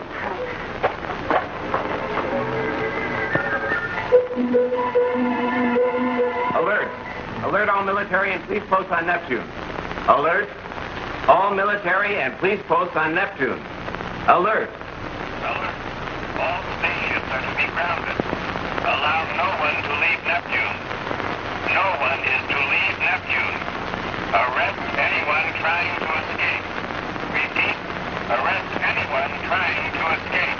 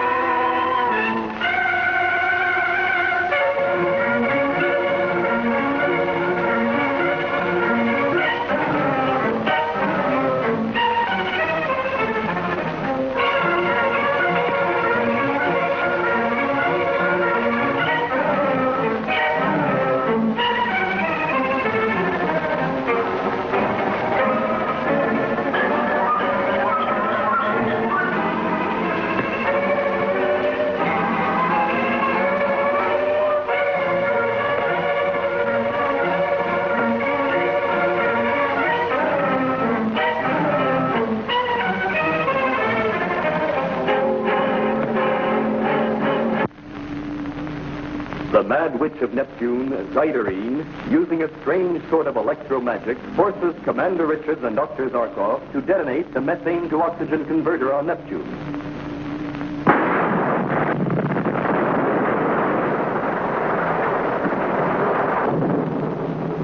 The powerful atomic bomb, detonated by remote control from Earth, completely destroys the converter and the pumping system. Panic spreads like wildfire throughout the Neptunian populace. Coincidentally,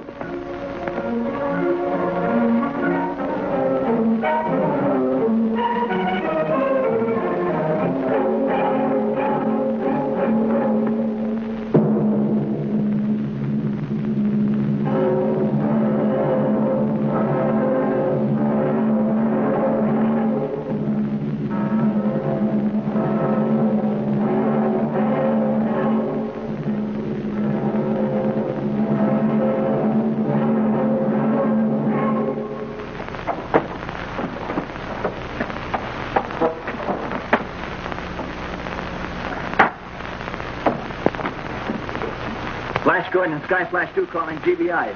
Flash Gordon and Sky Flash 2 calling GBI. Emergency. This is an emergency. Come in.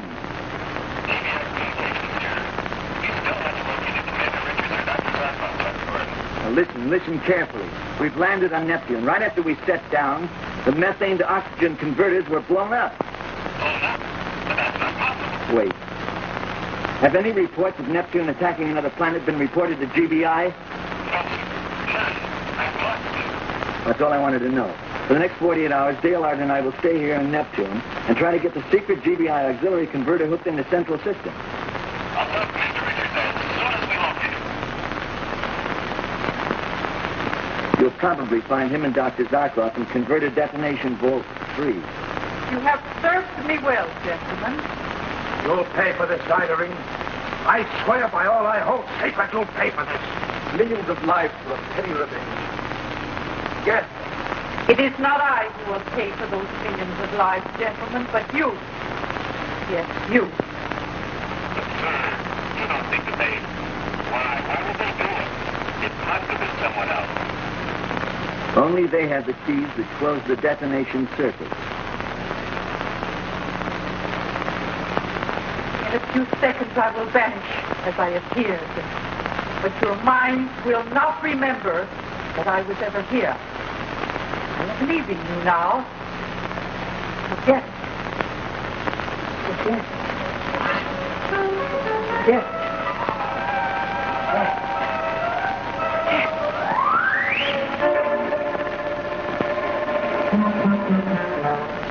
Zarkov, we're in the converted demolition vault. How did we get here?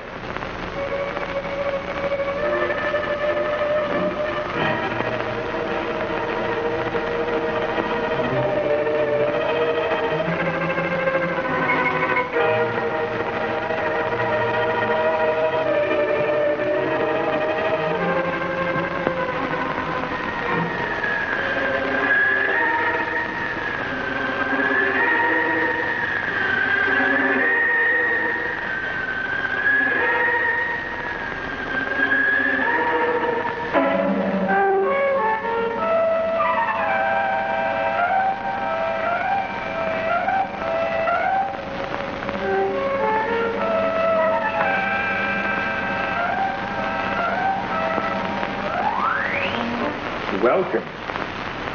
Welcome back, Zyderine. It would seem that all went as planned. To the last detail, ProStar.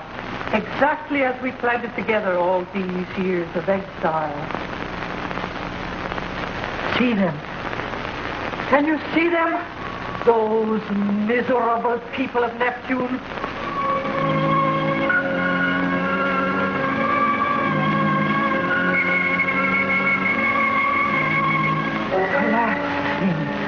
Gasping for air. Beautiful. Beautiful.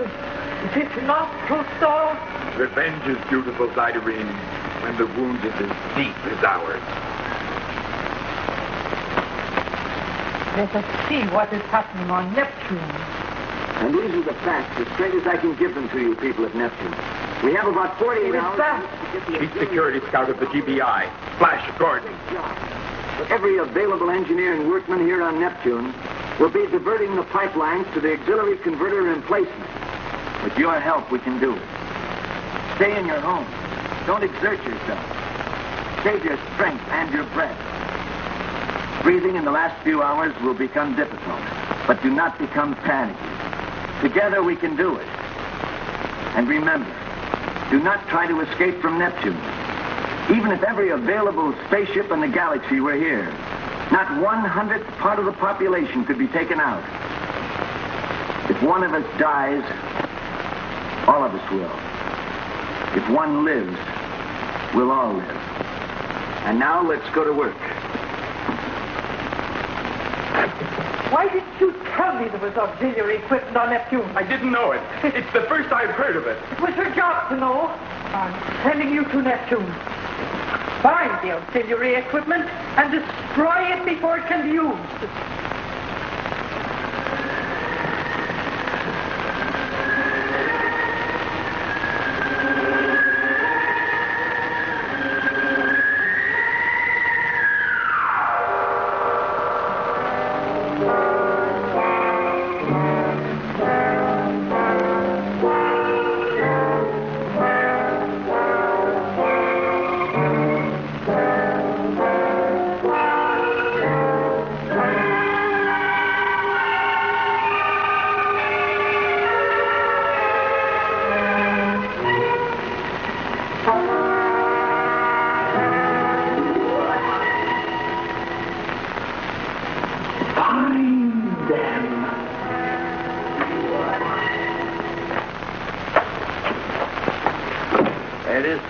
auxiliary converter, just as the Galactic Council placed it over 200 years ago in its secret vault. How wise they were. How lucky for us. Well, we've got a lot of work ahead of us, getting it in working order before the pipelines reach here. While I was telecasting to the people of Neptune, did you check on the pumping system? Yes. Stoner, the chief engineer, says he has about enough standby pumps to take care of about 60% of the oxygen line. 60%? Well, but don't worry. The people in the areas that are not being covered are being evacuated to covered areas. Okay, but we don't have much time. We'll start popping those feed lines into those entries over there before we know it. Flash, do you think we really can make it in time? We've got to. Save your breath. We'll need it.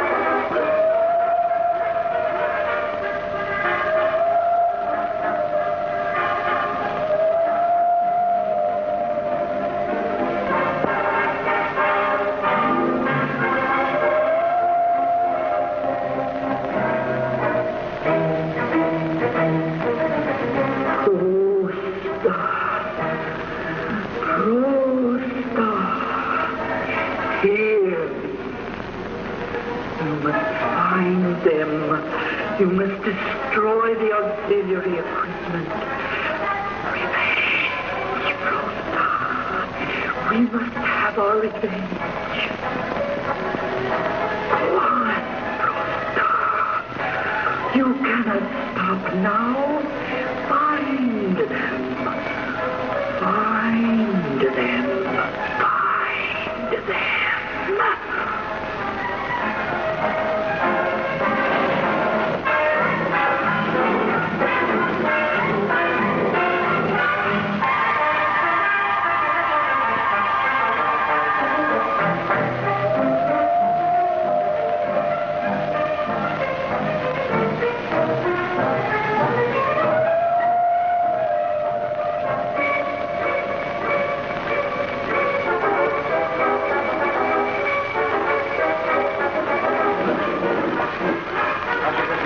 Connected. Get ready to turn the machine on.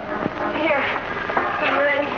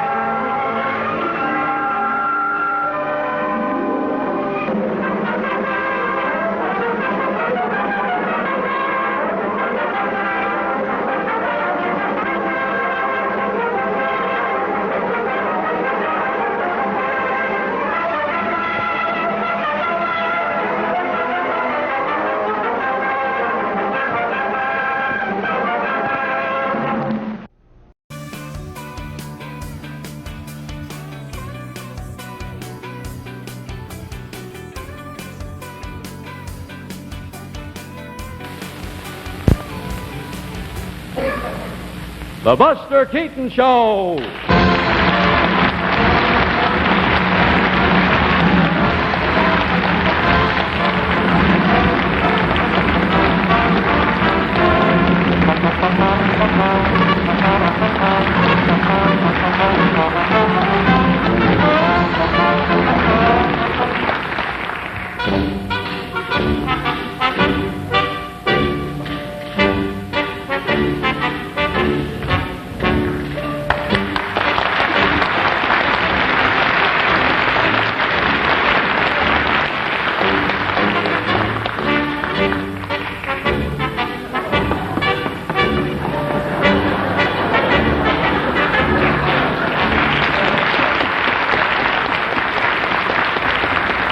In a moment, it'll be time to go on with the show.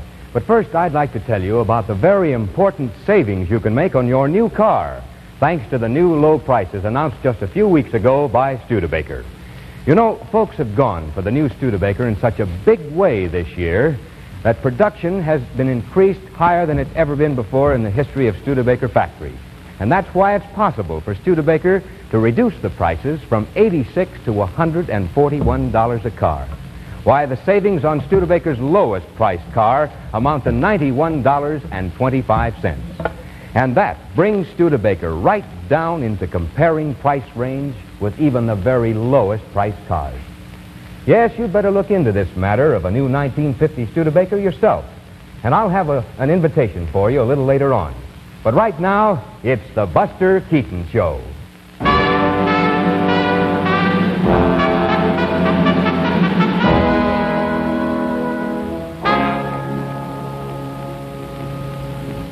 Well, Sylvester, this is it. This is a fighter's training camp. Yeah, it's pretty, isn't it? Hey, who's that Rocky Jones you hired to get B. Keaton into shape for his insurance examination? Oh, Rocky used to be a great fighter, but he had trouble with his hands. Oh. It went bad on him. Hello, Mr. Sharkey. Hi. This is Rocky, the boy I hired to help me with, get BK in shape. This is Mr. Sharkey, BK's business manager. How do you do? This is this is Sylvester. Hello.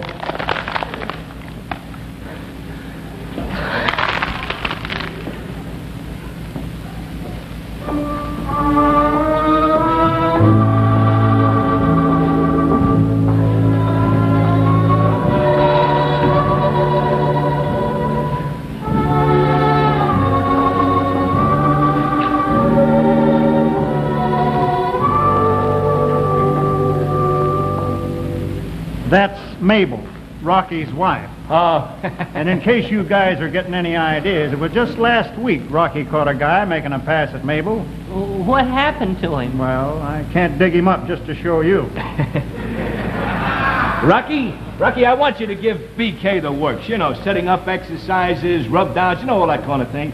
If I can get BK to sign $1 million insurance policy naming me as his beneficiary, my troubles are over. I get you. I'll take him down to the gym, put him in the ring, and I'll give him a good workout. I know, but take it easy, huh? Just leave him live a little bit, you know. I got you. Say, where is this physical wreck? Oh, he's out doing a little road work, you know? Listen, I'll tell you what you do. Take the boys into the mud baths, and I'll wait here for Keaton. Mud baths? What's a mud bath? Where the mud is. Oh. Walk this way.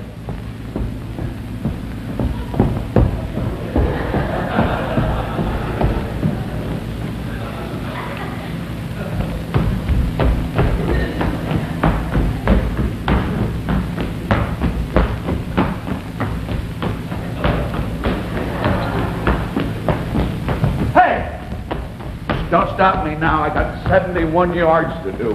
Hey, are you BK? Yeah. Well, my name's Dave Watson. Glad to know you. I know you. I'm here to get you in shape. Well, it won't be long now. Oh. There it is.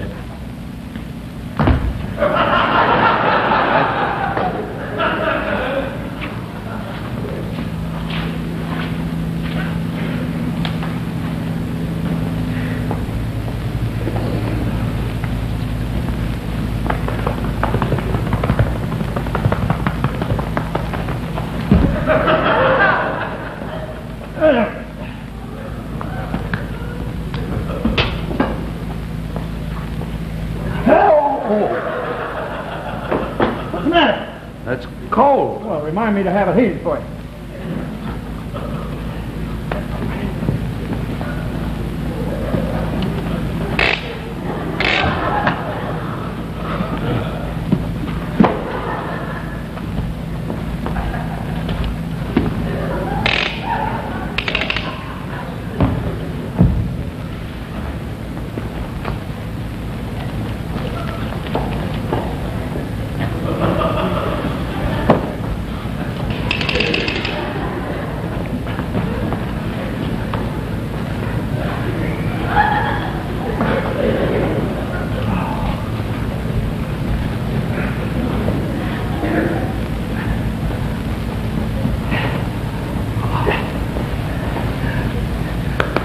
Now, can I rest? No. Now we get into the real exercise. We got all those muscles loose and we got the blood flowing good. Come on. Now I want you to pick up that barbell and hoist it over your head about 20 times.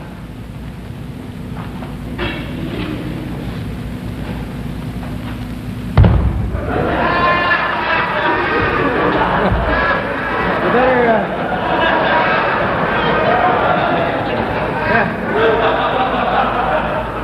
Here you are. You better forget that for a while and do a little rope skipping. Oh, that's easy. Well, I'll be back in a minute. I used to be good at this.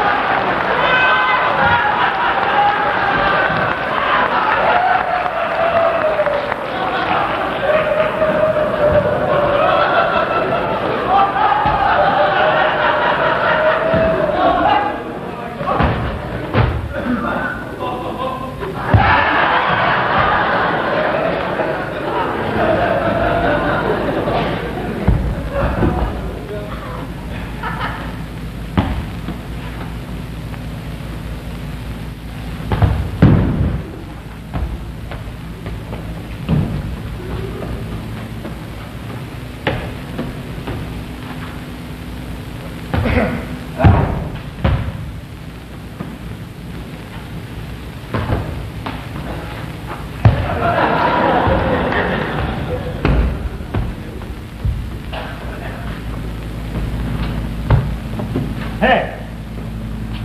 You want to play too? All right.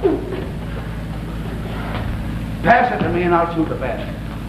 All right, go.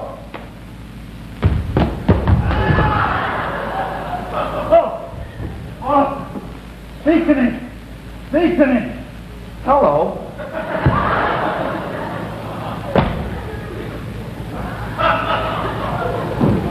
I think you better go in for a little light workout.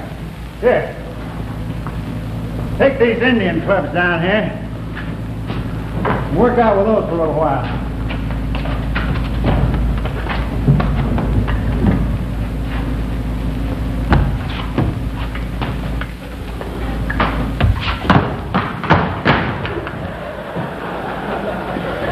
You know how to use these things? Just take it easy. Just take it easy, you know. Now listen, get to work on these for a while. I'll be back in about 20 minutes, but remember, you got about 6 rounds to go with Rocky this afternoon.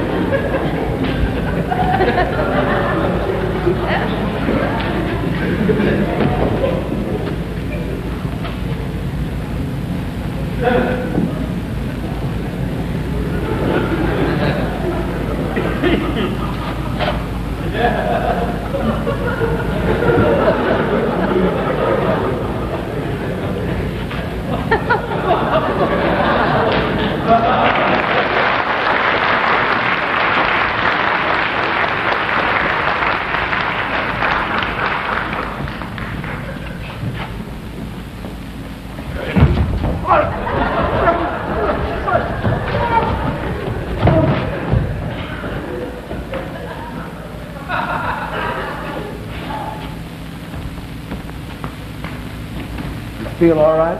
You're fine now. Come in and see us again sometime.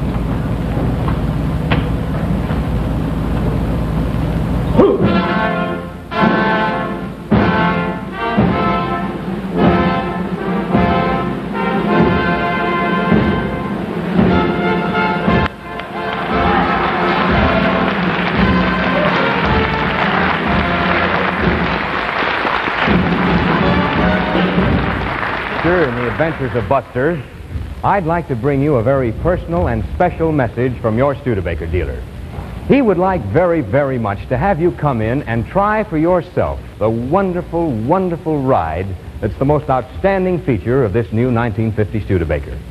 You see, the advanced design of this Studebaker is more than just a breathtaking flight stream design. It's a sound engineering improvement as well. Now, these low, low lines and those airliner contours make possible new achievements in weight balance, as well as the elimination of any excess bulky structural weight and the cutting down of air resistance. Now, that all adds up to just about the smoothest, sweetest ride you've ever found in any car.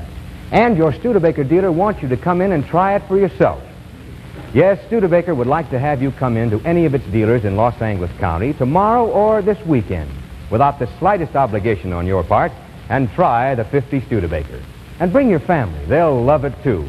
Or phone your Studebaker dealer, and he'll be glad to bring a new Studebaker right out to you.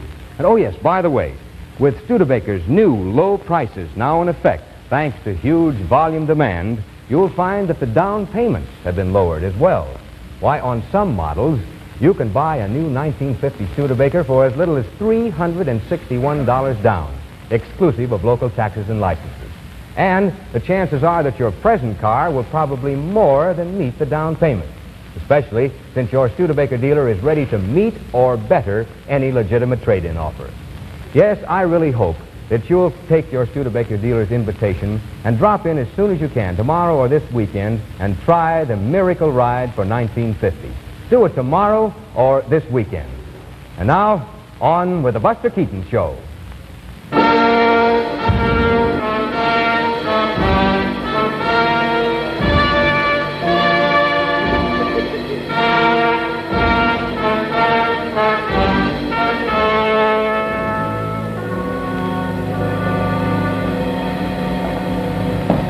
Relax, Rocky. Relax. PK was only trying to help Mabel because she was unconscious. What are you trying to do? Kid me? She always looks like that. Well, what are you going to do to BK? What am I going to do? First, I'm going to cauliflower his ears. Then I'm going to bust his beak. Then I'm going to break his jaw. When I get through with him, he's going to have a puss that looks just like mine. Oh. Gee whiz, Cousin Sharky, you gotta quit pacing up and down like that. If BK sees you're nervous, he's gonna get nervous too. Oh, I can't help it. If BK goes in that ring, Rocky will murder him. BK threatened if Rocky threatened if BK ran away, why, he'd wind up dead. Well, that's life. Hey, I got an idea. You know that Rocky's wife, she uses that taboo perfume. All we gotta do is dab a little behind Buster Keaton's ears. Oh, what good'll that do? Well, then when Rocky gets him in a clinch, instead of swinging at him, he'll take one whiff and pucker up. Oh, here comes BK now.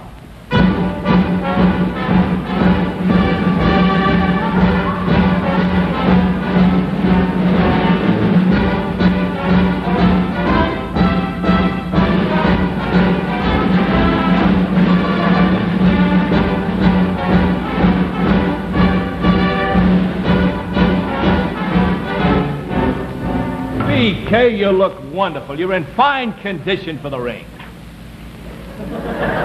You get over here and take care of the pail, and I'll take care of the stool. Hey! What are you doing? I told you to take it easy. Now. What do you do? That's it. That's fine. That's fine. Hey.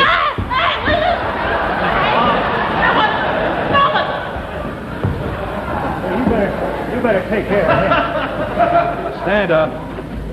Now listen, Mr. Sharkey, the first thing we do in getting a man in shape, where's Keaton? Oh, there he is over there.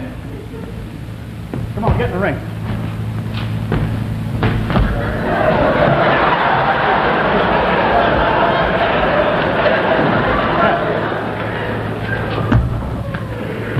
Hey, Dave, tell him I do about.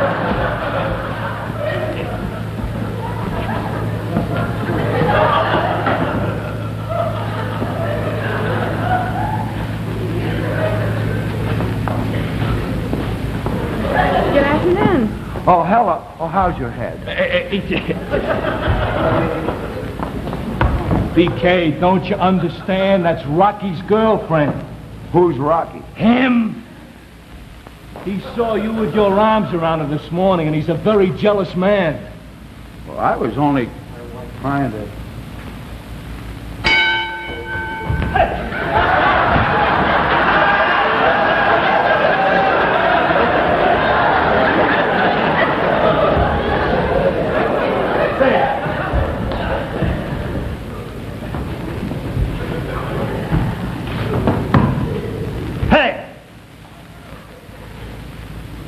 Let me see your fighting stance.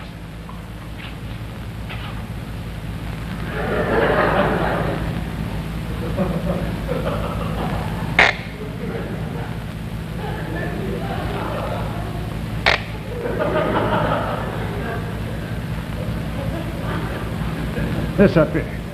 Keep your chin down now.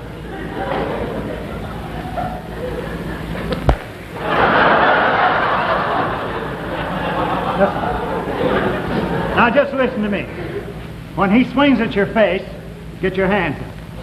When he swings at your stomach, get your hands down. Jab with your left and counter with your right. You got it? Maybe you better watch me. Do just like I do. All right?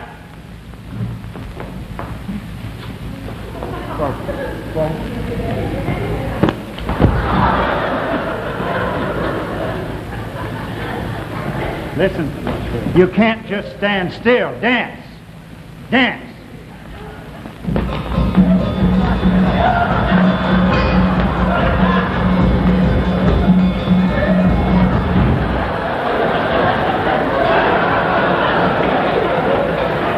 Watch him.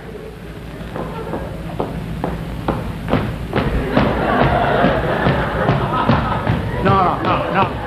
Just forget it. Forget it. Do like I told you now, and then just watch me and do what I do.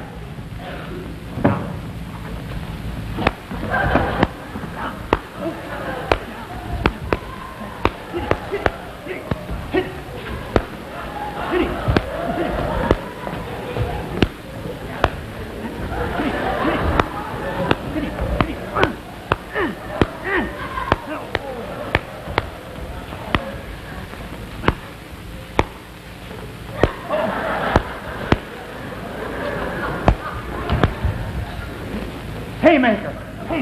A great big haymaker. Come on.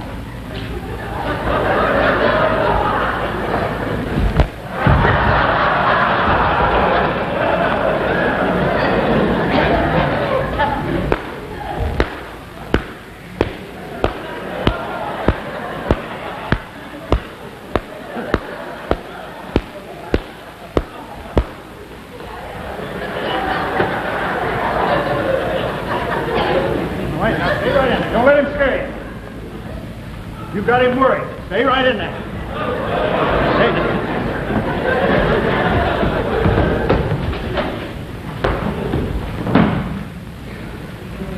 BK, you're doing fine. Hey.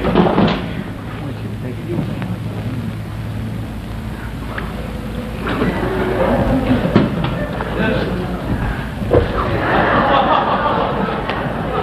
Hey, my gloves untied. It'll help you.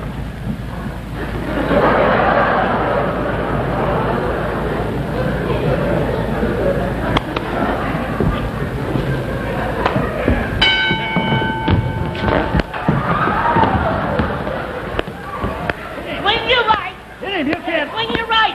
You can't lick him with one hand. Go on, hit him. Hit him.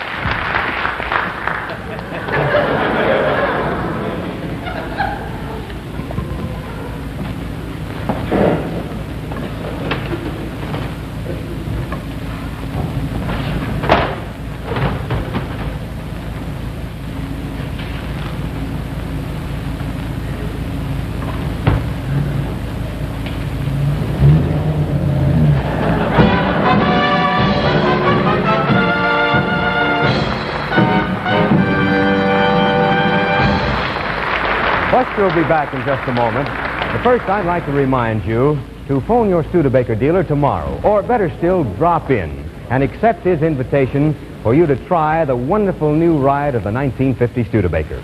And remember this, that Studebaker's startling new price reductions of from $86 to $141 a car have been made possible by the tremendous public demand for this car with the next look, a demand that has shattered Studebaker production records.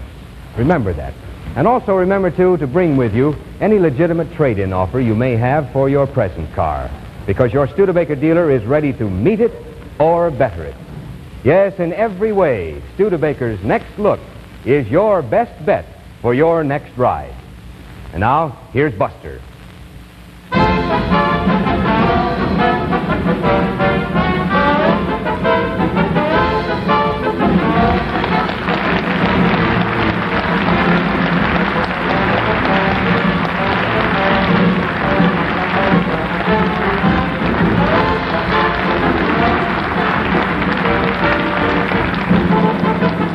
The Buster Keaton Show, with Peter Leeds, Ray Ellen Bourne, Donna Gibson, Harold Goodwin, and Harvey Perry, presented by the Studebaker dealers of Los Angeles County, was written by Clyde Bruckman and Ben Perry, directed by Philippe DeLacy. Technical direction by Joseph E. Bluth, production designed by Seymour Clayton, with original music by George Greeley, and this is Ed Reimers, inviting you to join us next Thursday at 8 o'clock for the Buster Keaton Show, presented by the Studebaker dealers of Los Angeles County.